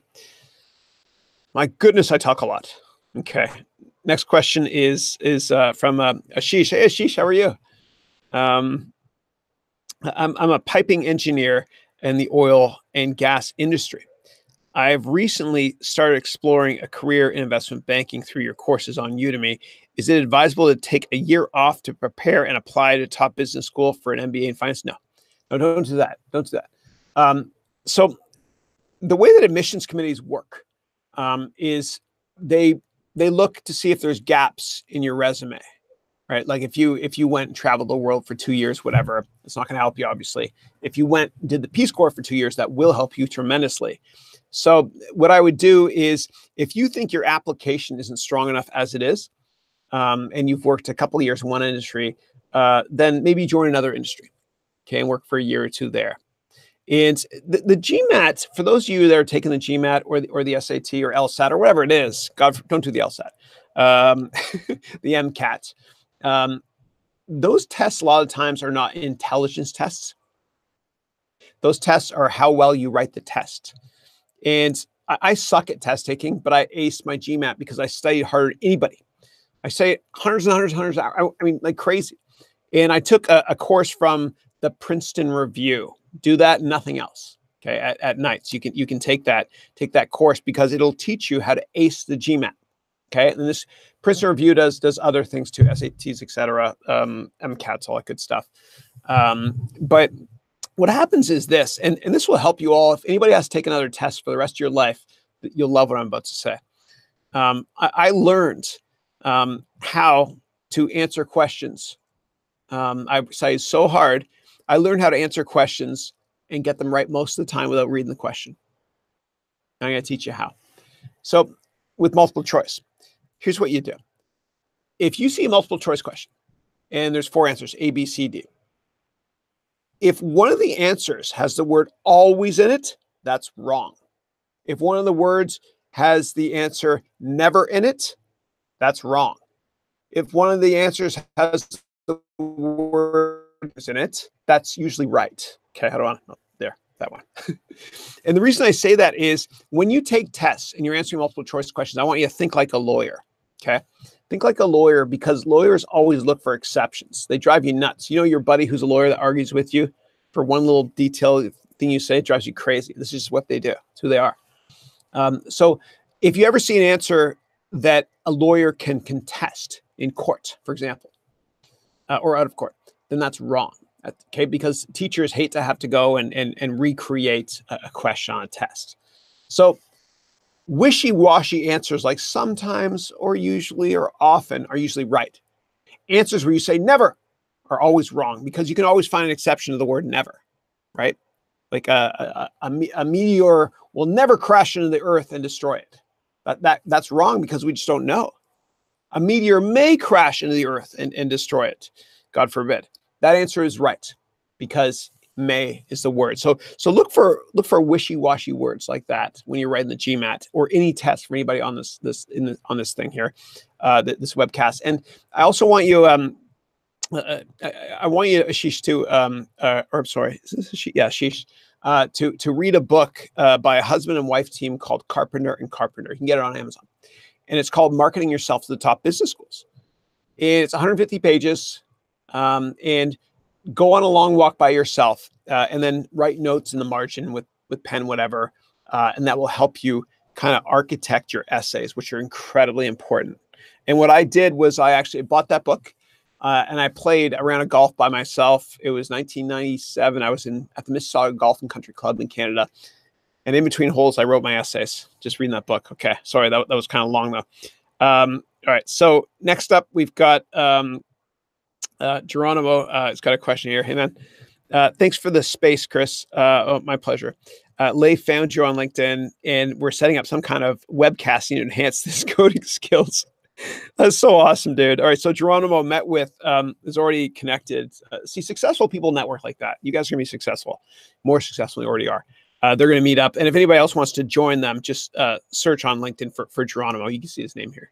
Good for you, man. That's great. That's great. All right, cool. So next question I've got is a question from Ashish. I had a good friend who's an exchange student from Vancouver named Ashish Vashish when I was a kid. I remember that. Nice guy. So Ashish says, "Hey Chris, what would be the difference between equity value and enterprise value?" Okay, so equity value is the value. Okay, so I want to talk about a balance sheet really quickly. Okay, don't stop watching for those that are about to get bored. It's not boring.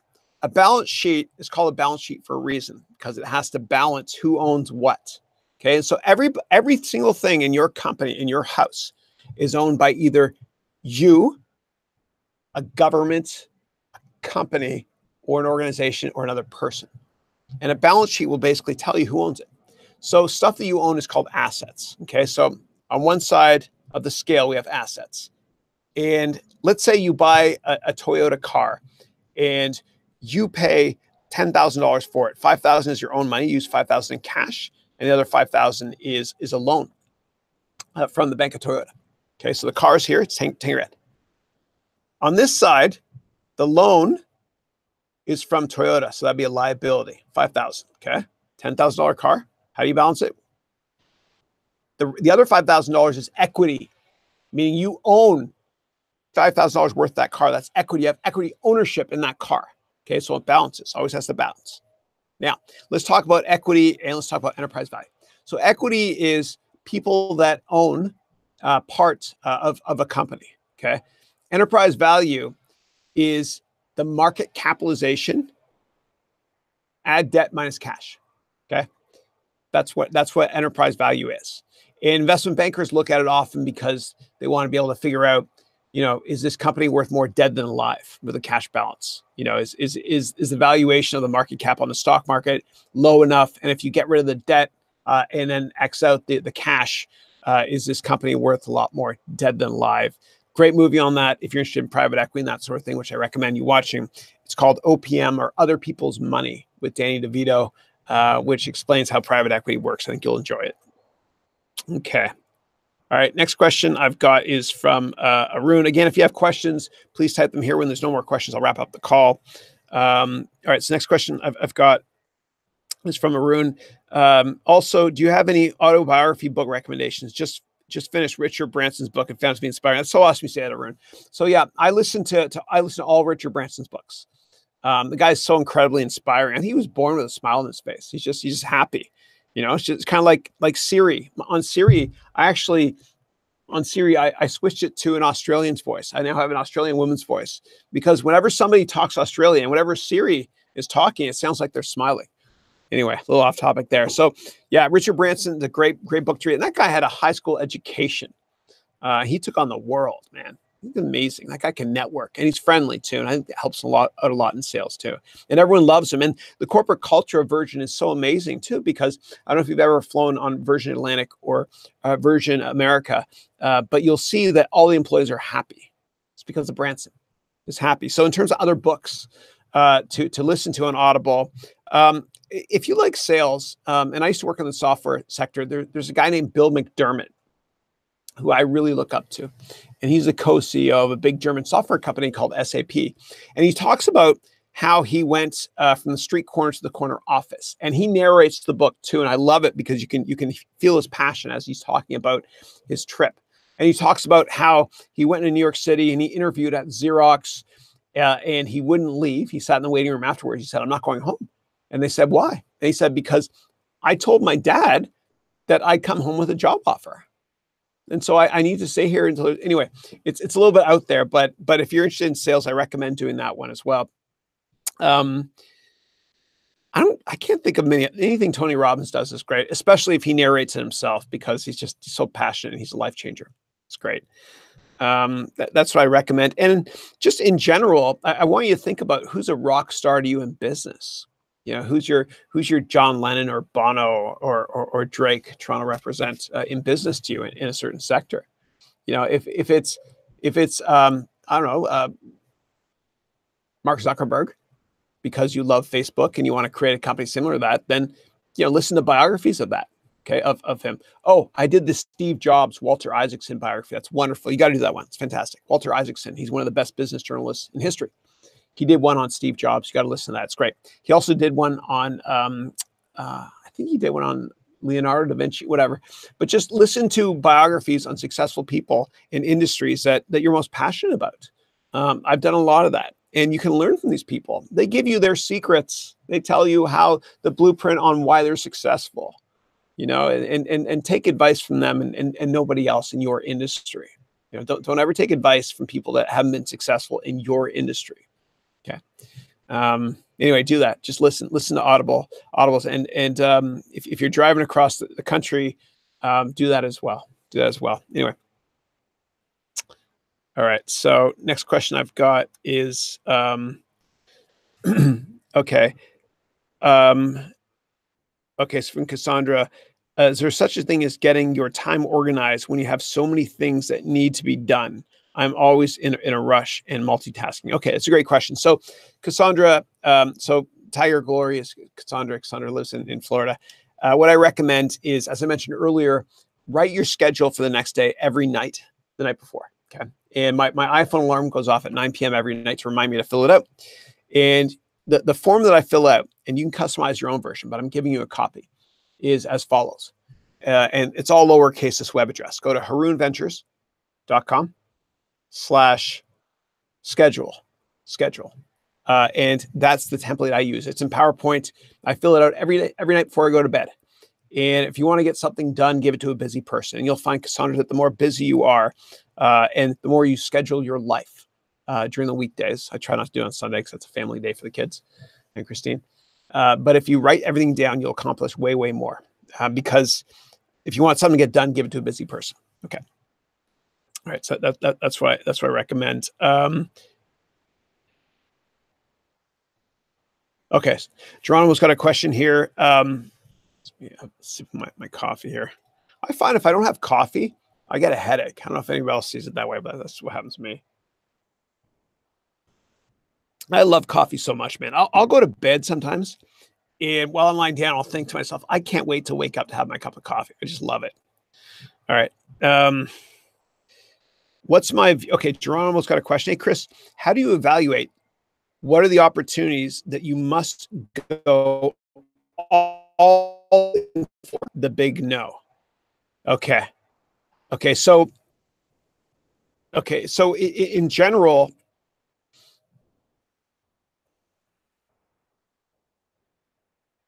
you've got to be selfish with your time.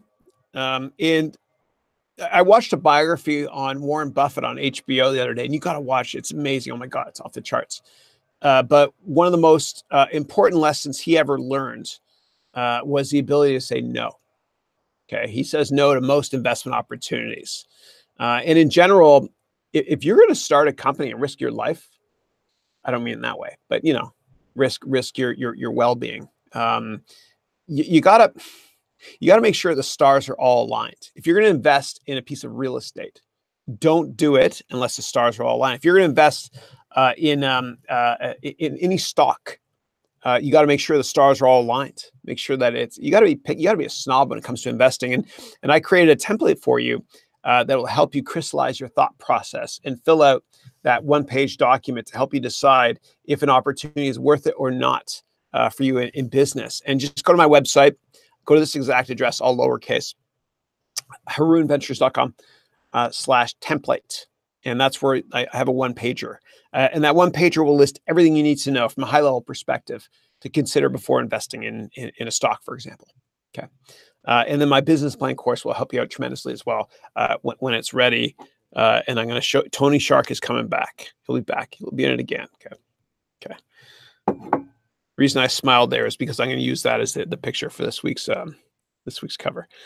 All right. Another question is from okay, Geronimo, on multitasking and managing time. So just similar to what Cassandra Tiger Glory asked earlier, just download that one pager. Okay, harounventures.com/schedule, and that will help you to manage your time. Make sure you get time in for yourself too, and don't work 7 days a week. And I'm a hypocrite for saying this because I've done it too often, but since the beginning of time, our forefathers knew that you can burn out, right? And it was a religious thing, and now it's just part of society, what it is. Initially, it was one of the 10 Commandments, which is the basis for a number of great religions. But 10 Commandments are the basis for laws. And one of them was, honor the Sabbath, which means take 1 day a week and don't work. And Geronimo, I mentioned that to you because, and for everybody on the call, because the best investment you can ever make is in yourself. And if you have family, then it's in them because they are you. And so every seventh day, meaning every Sunday or 1 day a week, whatever, don't work. Don't schedule work either. Just spend time with family. That's what I would do. Like for my kids, some of you are going to hate me for this, but I let them play Fortnite.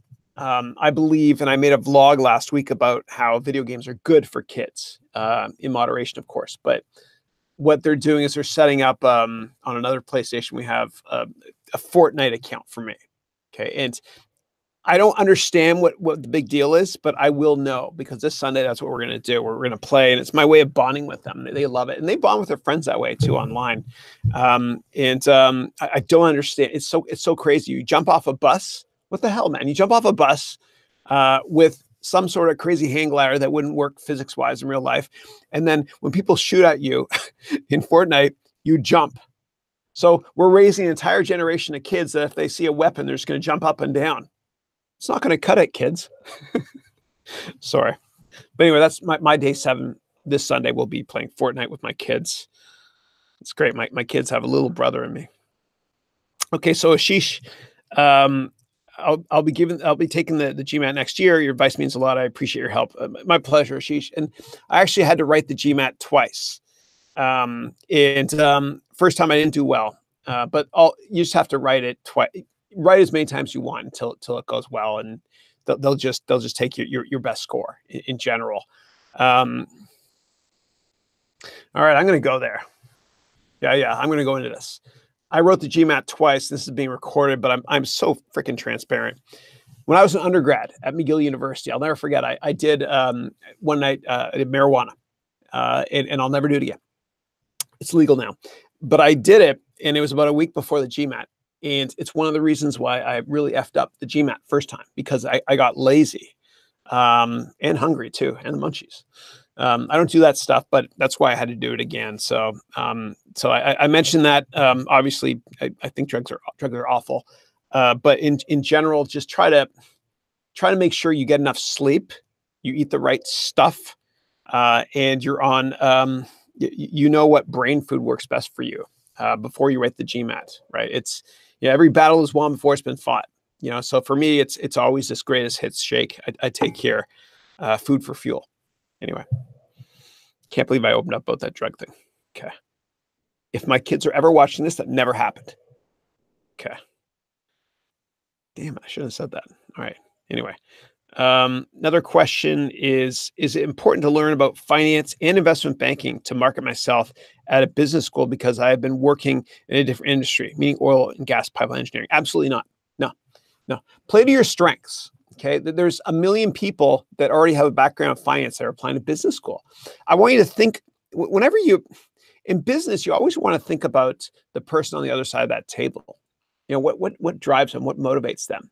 Usually if it's an interview, for them, it's they want to make more money, they want to get promoted and better quality of life, whatever.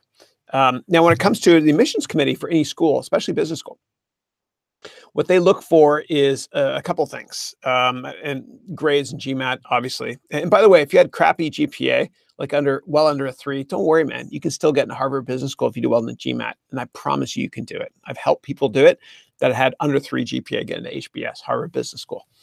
But also, the admissions director who's sitting at the other end of the table from you, when they see your application, they're thinking, does this person help to diversify the student body? Will other students learn from this student? And there's not that many people applying this year to business school from the gas and oil industry. This person has engineering and piping experience from the gas and oil industry. That could kind of help the finance people understand engineering a bit better. See what I'm getting at? No. Don't do the whole banking thing. Banking won't help you get into business school, ever. But it can help when you're in school. You can learn about finance and stuff when you're there, okay? But just think about diversifying the student body, okay? I love the beauty of diversity in every aspect of life. And when I worked at companies and people came from different backgrounds, I learned so much from them, right? I learned so much from them. So anyway, play to your diversity strengths, skill-wise. All right. And Ashish, if you go to the business school's website, quite often you could find what % of students got accepted from different industries.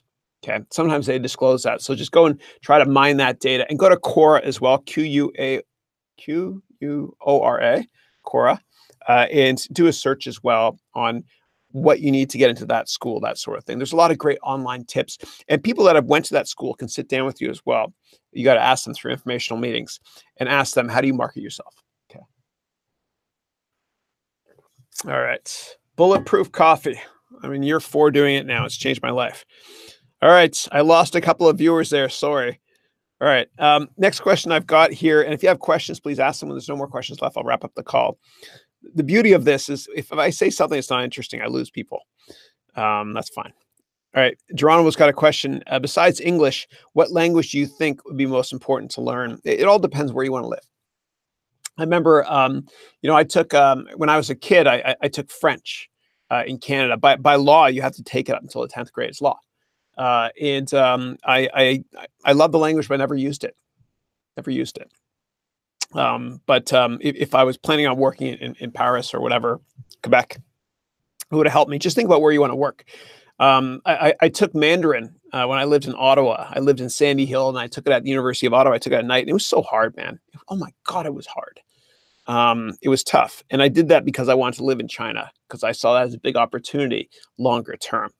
And so whatever market you want to work in, take that language. right? Take that language. My kids are learning Spanish now, and it's one thing I can't help them with in homework because I didn't learn that in Canada growing up. It's a beautiful language though. Okay. Yeah. So whatever region you want to live in, you learn that language there. And for those of you that have English as a second language, you can do better in the GMAT and tests in general because you've kind of learned a more mathematical way or logical way of kind of grouping commas and that sort of thing in English. So anyway, don't think because English is your second language that you can't ace GMAT. Okay, next question I've got is from Southwick. A website or an app? Which one to launch first? I say a website because people are always going to size you up by your web page, right? So, for example, there was a company that reached out to me this past week, and they're an education company out of Texas, and they wanted to license my courses. And I said, well, I'd love to learn a little bit more about your company. Where's your website? And they sent me the web address, and I was able to learn more about that company right away. You can kind of size them up. And so when people do research on you and your business, they're going to check out your website. They're also going to check out your LinkedIn profile, make sure it's up to date. They're going to check out who you follow in Twitter often. So make sure you don't follow Democrats or Republicans because half the people will hate you. I don't know which half, that sort of thing. But make sure you have a professional looking website. And my website, I did it using Squarespace. And I created another website, which took me about 20 seconds to make, or 20 minutes to make, whatever. And if you go to sharkvirtualreality.com, you'll see it. Anyway, but I love using Squarespace. It's really easy to do. Now, if you plan on hosting videos on your website, don't use Squarespace, but you can still have YouTube links. But check out my website if you want, and Haroun Ventures as well. And for those of you that want to start a company one day, you're not sure what, I want you to register your last name, okay, and your first name as a web address.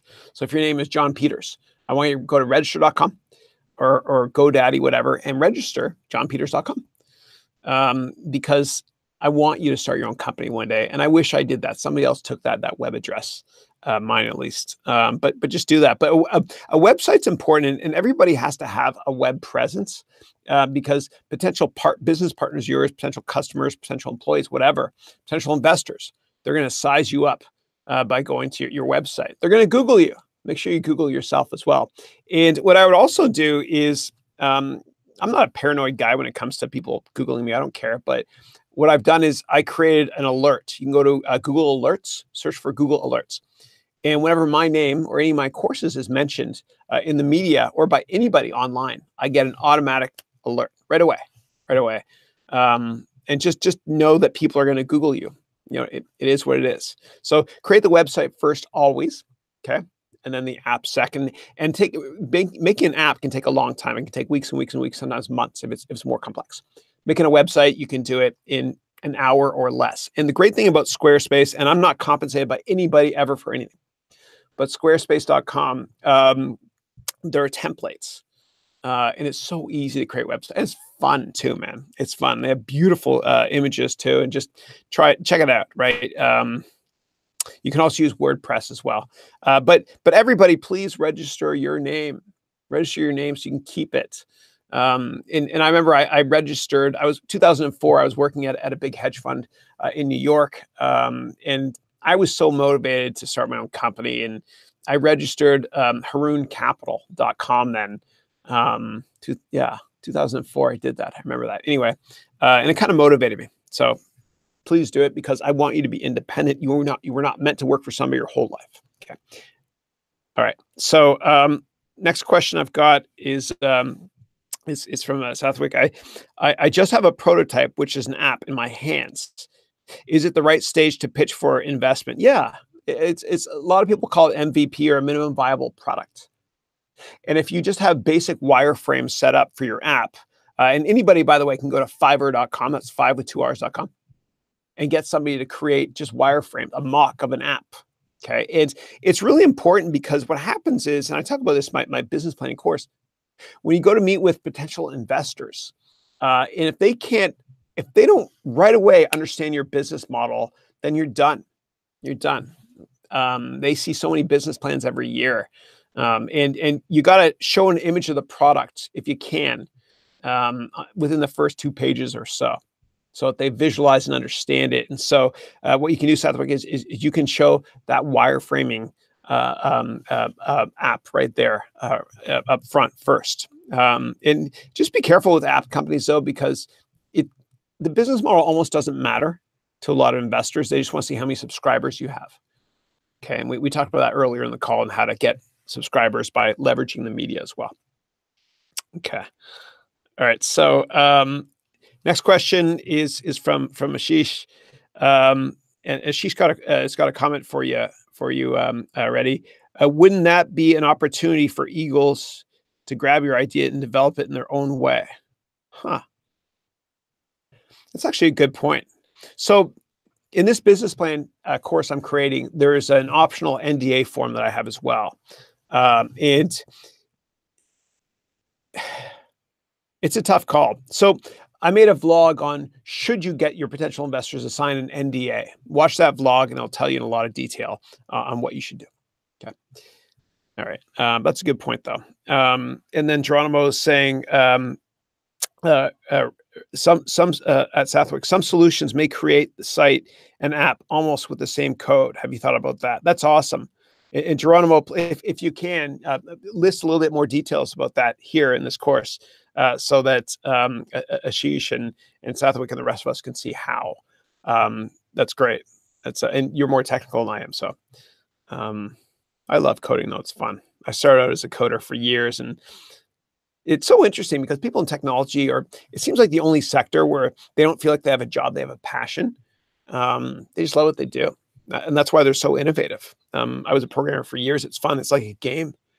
And I remember coding it sometimes for 10, 12 hours straight, drinking my Jolt Cola. That's old people talk for Red Bull. But I remember 10 hours, 12 hours go by and I wouldn't even notice it. It'd be like a blur. Anyway, I loved it. It's like a puzzle. All right, next questions.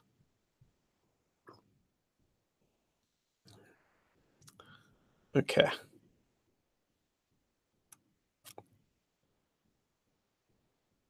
Oh, Geronimo's saying, thanks for all the thank you. Thanks for that compliment. And yes, Fortnite is crazy. I think I'm too old for that kind of thing. Dude, there was a guy on this webcast last week, and for those of you that are with me every week, you'll appreciate this. His name was I think it was Young by Choice, and I love that. And so I think you can always stay young at heart, and I think it makes you live longer as well. When I was younger, I loved Mario games. Like when I was a kid, I loved it. And I'm not talking about the Smash Brothers thing or the Mario Party garbage. The Mario, like Nintendo 64, like the Mario, Super Mario games, 8-bit, 16-bit. I'm dating myself. And my kids play it. Like they played on the Switch, Mario Odyssey, which is a masterpiece. And every now and then, the great thing about having kids is they would say, Daddy, can you help me with this level? I'm like, fine, I guess. Twist my arm. But if you stay young at heart, it's great. And for those of you that don't have kids yet, you'll see when you have kids, when you hold your kid for the first time, it's a sense of happiness that you've never felt in your life, but you will. Okay. And the great thing is that you get to be a kid again. I watched all the old Back to the Future movies with my kids. I watched another movie, and Willem, if you're on the call, this is for you and for everybody else. And Willem was the guy that guessed the McLovin ID. I use this in one of my courses. I'm gonna wear it right now. And whoever tells me what movie this is from, this sweater wins. Okay, so I'm putting it on now. It is Fugly, which means frickin' ugly. There we go. It's on. And I watched this movie with my kids recently, and they loved it from the 80s, all you John Hughes fans. And I vlogged about this one recently, too. So I'll have to scroll down and find out who gets this first, but whoever gets the first wins. Okay. All right. So all right. All right, Shamlin. So Shamlin's saying, Chris, assuming you're the founder of Snapchat, instead of Evan, I guess. And here comes Facebook or Instagram to copy you. What would you do? And if you start losing users, what would you do? Okay. And then okay. So a couple things. You'd talk to your legal department or your lawyer. And if you have a company, you need to have a lawyer, not full-time, but just somebody you pay, I don't know, a couple $100 to once a year. Talk to them to see if they infringe on your patent. Okay. And a lot of times this happens in settlement, which means these big companies pay smaller companies to be quiet. So that's what I would do. That's what I would do. Secondly, usually the first mover, the first person in a tech industry, the first company wins, or the first mover advantage, they call it. Usually, not always the case. But in every tech sector, whoever's there first usually wins. And I know there's exceptions like Foursquare, et cetera, or whatever, but that's usually the case. And so as long as you, the founder, are still employed at the company and you created the company and the industry, I wouldn't worry as much about the incumbents trying to copy you. And big companies, a lot of times, they can't innovate unless the founder is still there. What happens is they usually buy innovation. They buy startups. Right? Like Snapchat had offers from a lot of companies, right? Not all disclosed, but I would guess it might include Google, Facebook, a bunch of others, maybe Microsoft, maybe. And what happens was these big companies wanted to buy it because it could compete longer term with Instagram and that sort of thing. So that's what I would say. That's what I would say. They'll a lot of times they'll approach you, and that can be your exit idea. Okay. Or you can double down and compete aggressively, but it's hard though. It's really hard, especially with freemium business models, right? It's tough. It's tough. It all depends. Like, for example, NetSuite, which was a great browser company, which went public in 1995. They sold some of their enterprise software products for $40 a crack. And then Microsoft came out and released Internet Explorer out of nowhere for free. How do you compete with that? You can't. And you can litigate, but if there's an offer on the table, maybe you can consider that as an exit plan. Anyway, something to consider. If you tell me more about your business model, I can give you better feedback. I try to make my answers generic enough so it applies to everybody. Oh, it looks like you got a couple follow-ups here. Okay. Chris, I have a project, but it needs talent and engineers because it needs to be done right. I'm thinking about moving to Los Angeles and finding people. Okay, why Los Angeles? Like, what is in Los Angeles that's not where you live right now? And I don't know where you live. Los Angeles is kind of known for two things, maybe three. One is the Hollywood industry. Then, as an offshoot of the Hollywood industry, is video games. Activision is located there. All the Call of Duty guys are there. And then Hollywood is also known for defense contractors because in World War II, a lot of the ships were sent off from. That's why Lockheed Martin is there. And anyway, all of these companies are there. So you got to tell me why LA. I have to understand that first before I can answer that question. Thanks. Okay. All right, Shannon's got another question. Okay, I'm currently educating myself on web development and thinking about oh,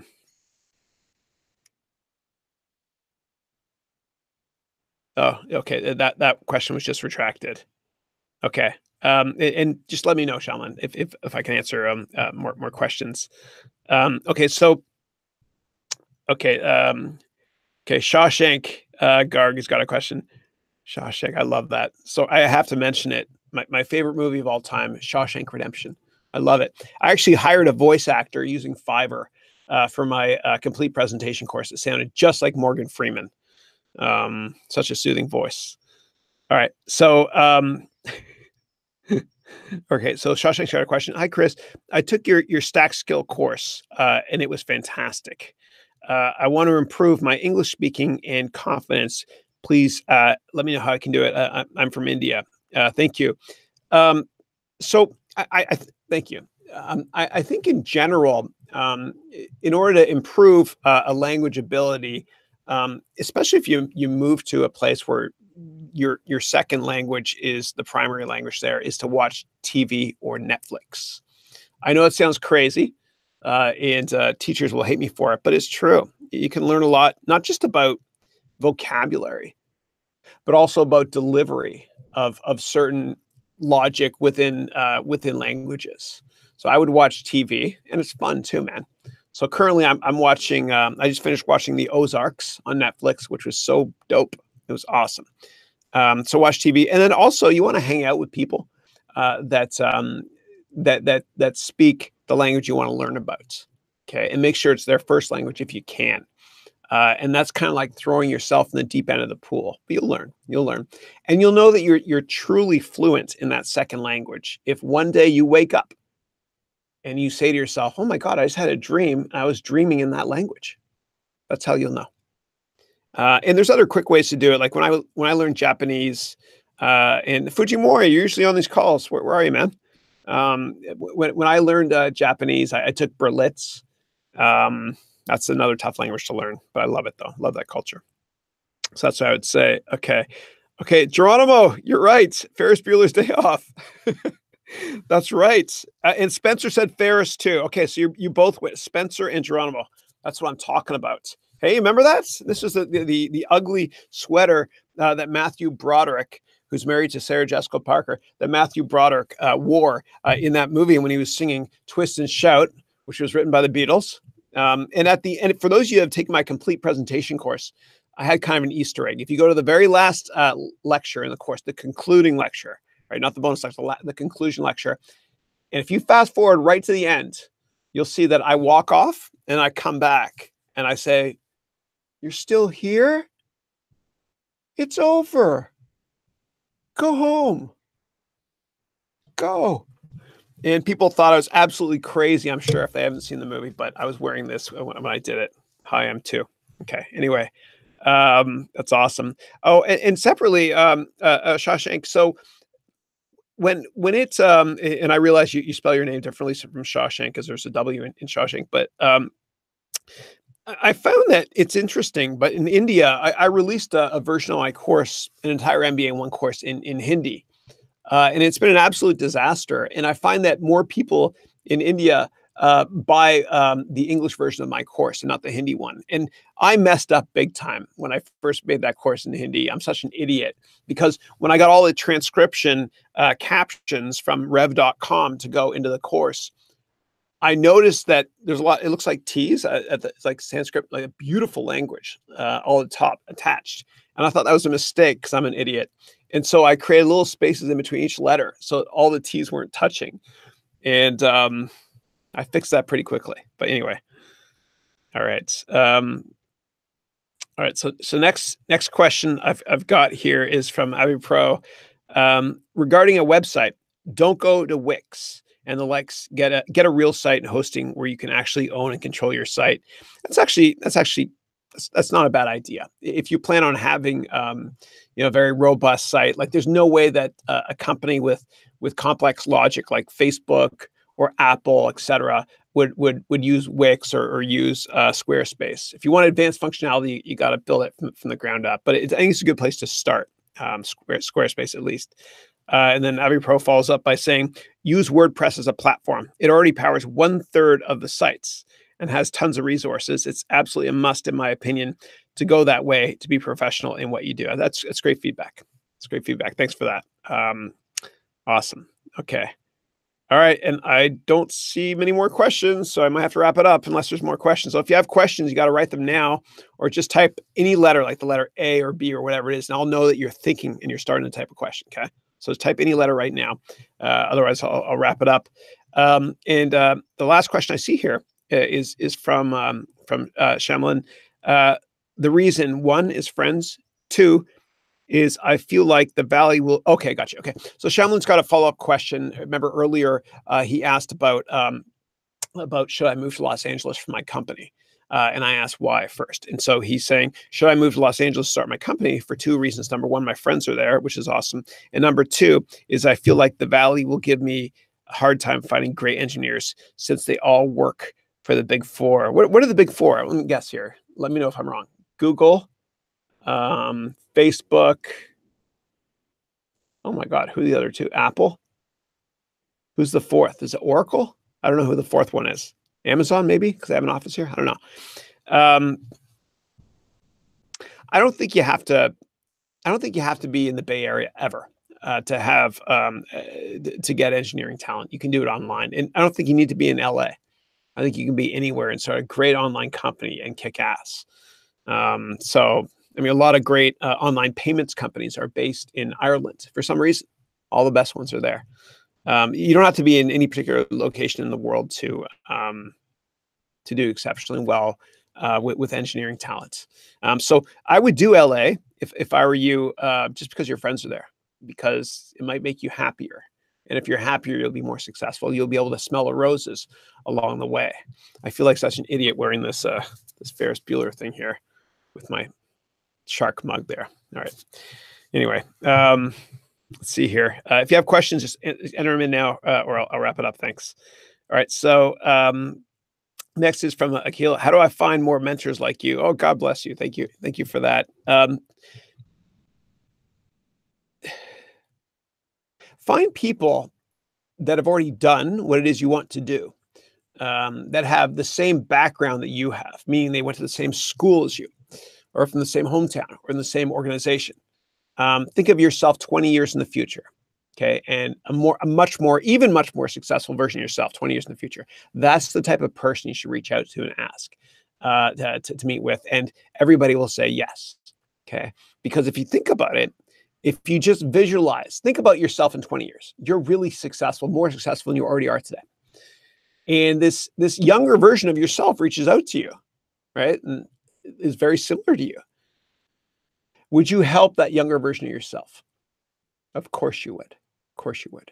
So that's what I would think about when trying to find mentors. And I made a vlog on how to find mentors as well. And it was the first time I droned, and I did a drone above my house. And anyway, a little bit dangerous, but it was fun. All right. Let's see here. Avi Pro writes, thanks for your vlogs and office hours. I love it, and have a fantastic weekend. Thanks, dude. You too. Appreciate that. Appreciate that. I can't trump what I'm wearing right now, though. This is dope. This is pretty cool. It's ugly. Okay, so thank you for that. Thanks, love from India. More love to India from the Bay Area. And then Akil's got a question.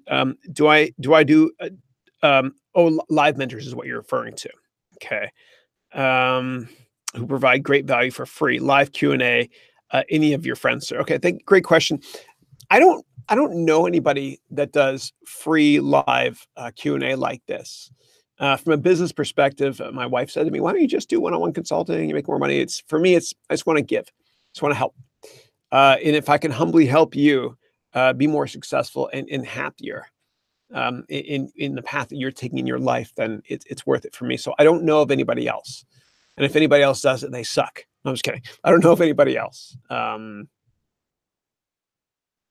a lot of great people out there that do this sort of thing, but I've never seen anybody do it for free. They've got to exist, though. They've got to exist. Okay. Okay. All right. Question is, what do I think about the blockchain future?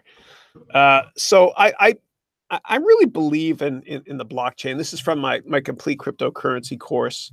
And for those of you not familiar with blockchain is basically it's kind of like the skeletal infrastructure of every cryptocurrency, and every cryptocurrency has their own blockchain. And blockchain is basically, and they're all different, but it's a way to kind of tie cryptocurrency transactions together in a more secure way. And every time, with lots of cryptocurrencies, every time somebody mines a cryptocurrency, they break this block and make it grow back stronger. Okay, it's kind of like when you break your arm. If you break your arm, it actually grows back stronger than it ever was before. Now, when it comes to blockchains, it's not just about currencies. Okay, so the best way to think about blockchain is a digital ledger, and that's from my cryptocurrency course. That's a ledger. Okay, an old school ledger. People used to write down all the transactions, and what happens is it stores the transactions forever. Okay, and it's very secure as well. Now, let me pivot away from Bitcoin, and let me talk about Ethereum. So Ethereum is the name of another platform, and it's usually the basis for all cryptocurrencies platform-wise going public, doing IPO versions, meaning an ICO or initial coin offering. And the Ethereum, pardon me, blockchain doesn't only let you transact in Ethereum's cryptocurrency, which is called Ether, but allows you to do much more secure versions of contracts. Okay, any type of contract, as a sports contract, historical documents. Kind of sad, isn't it?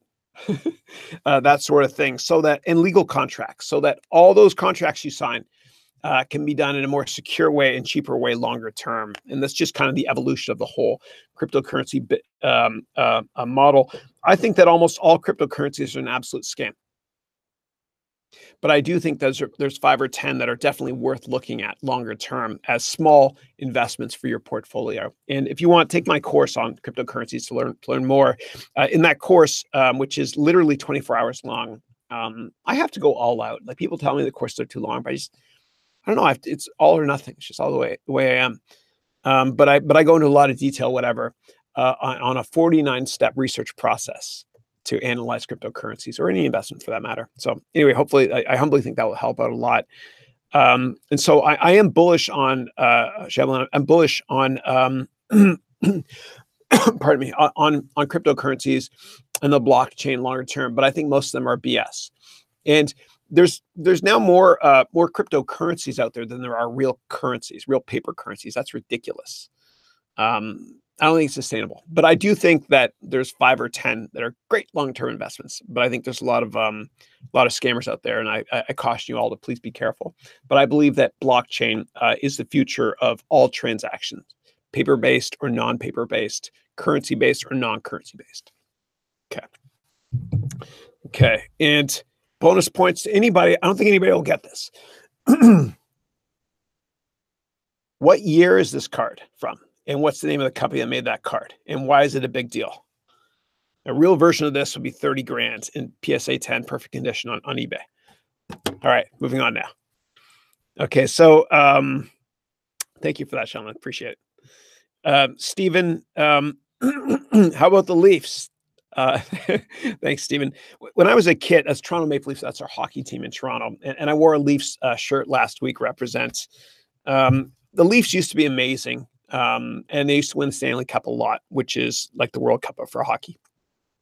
But back in the 60s, the last time they won, back then there's only like 6 teams, so whatever. We have great players now. We signed an amazing free agent. We've got a chance. Unfortunately, I don't really keep up as much as I should. But if they make the Stanley Cup semifinals, I'll jump right back on that bandwagon pretty quickly. Yeah, okay, so I got a question from Poisoned Rice. That's a cool name. Thanks for the stream, Chris. Thank you for the feedback. Appreciate it. James also said Ferris Bueller's Day Off. Okay, that's right, James. Good job. Good job. This is from Ferris Bueller's Day Off. Great movie. It's one of the few older movies I can actually watch with my children and they like it, like Back to the Future as well. And for those of you that have watched my cryptocurrency course, I actually created a blockchain from the future in it. That's from Marty to the Doc. Okay, and those of you who are Back to the Future fans, you'll appreciate that one. All right, so yeah. Next question from Keel. And again, if you have questions, sorry, Abby Pro wrote, Matt Sunding, ring the bell. That's awesome. Thank you. So Matt Sunding was a great hockey player from Scandinavia that played for the Leafs years ago. He's awesome. All right, so the next question I've got is from Akil. And again, if you have questions, please type now. Otherwise, I'll wrap up the call. I'm happy to stay on for literally 48 hours straight, whatever it takes. So Akil's question is, one of my startups industry has many players in it, but no one owns the market and all are just playing around. And we think we just have the right solution service. Your thoughts and suggestions to own it. Okay, great. Yeah. So if it's a very balkanized or fragmented industry, then the winner in that industry is probably going to be the one that creates a platform. Okay, just like how we talked about blockchain being a platform, the Ethereum blockchain being a platform for ICOs, meaning other cryptocurrencies that go public. Best investments you'll ever make. And I did a vlog on this too, if you're curious. But if you own the road, you can charge the cars. And kind of like Udemy, right? They own the most important ed tech platform on the planet. And that's the road. And the cars are people like me and other teachers and you, students. So make sure you own that ecosystem if you can. And think about ways to lock people in as well to your ecosystem. I humbly challenge you to do that. And in terms of owning it, I want you to be very vocal. And I want you to vlog a lot. And I want you to also write articles a lot. In my past couple of weeks, you can search. I teach you how to blog. I'm on day 87 today, by the way. And I promised my students that I would vlog every day for the next 10 years, and I will. But I also teach you how to, in a vlog I did the other day, how to write articles online, like a professional journalist, so you can watch that as well. And so what I want you to do is I want you to be a thought leader and publish often, okay? And just think about Mark Benioff. You can do a search on Mark Bennett. He's the CEO and founder of Salesforce, biggest employer here in San Francisco. What he did years ago, even 15 years ago, he was on TV all the time. And he owned the cloud software vertical. He was the go-to guy. Everyone knew that he was the guy for interviews. I want you to be a thought leader like that as well for whatever sector it is that you're doing. And just evangelize a lot too. And they call it evangelism in the software industry because it's like religion, but different. Like religion, you're selling something people can't see, feel, or touch. And the same thing with software. You can't see cloud software. You're evangelizing. You're passionate about it, and you're on TV all the time doing that sort of thing. So that's what I would recommend. Okay, so I see that there's no more questions left here. So I guess I'll wrap it up then. Okay, this has been fun. This has been our 10th vlog. I want to thank you all for participating. And like every week, what we do is by the end of day today, meaning the end of Thursday, my time, we actually have the entire thing written up. And you can click on any time you want to read the answers to any questions if you're interested as well. Oh, question here from Akil. Type your question now if you got it, or I'll wrap it up. Akil is asking freelancers versus well-experienced professionals. Who should we hire for our startup? I mean, if you have the capital, I would hire well-positioned people that have worked in the industry full-time. And it's interesting because in Silicon Valley, we always talk about the difference between an average engineer and a great engineer is literally 10x performance. So an average engineer will produce this much. A great engineer will produce 10 times more, okay? So, and you always get what you pay for. Okay, so if you go to Fiverr and you pay only $5 for a logo to be created, it's not going to be as good as if you hired a real professional agency to do it, that sort of thing. But it might be good enough. And it's interesting because the difference between a good finance executive and a great one is only 2x. But when it comes to engineering, it's 10x. It is what it is from a productivity perspective. So thanks, Ashish. Thanks everybody for joining us this week. Again, you will find a write-up of this by the end of the day today if you want to watch a replay. And if this was helpful, please click the like button and subscribe. And I will see you next week. Thanks.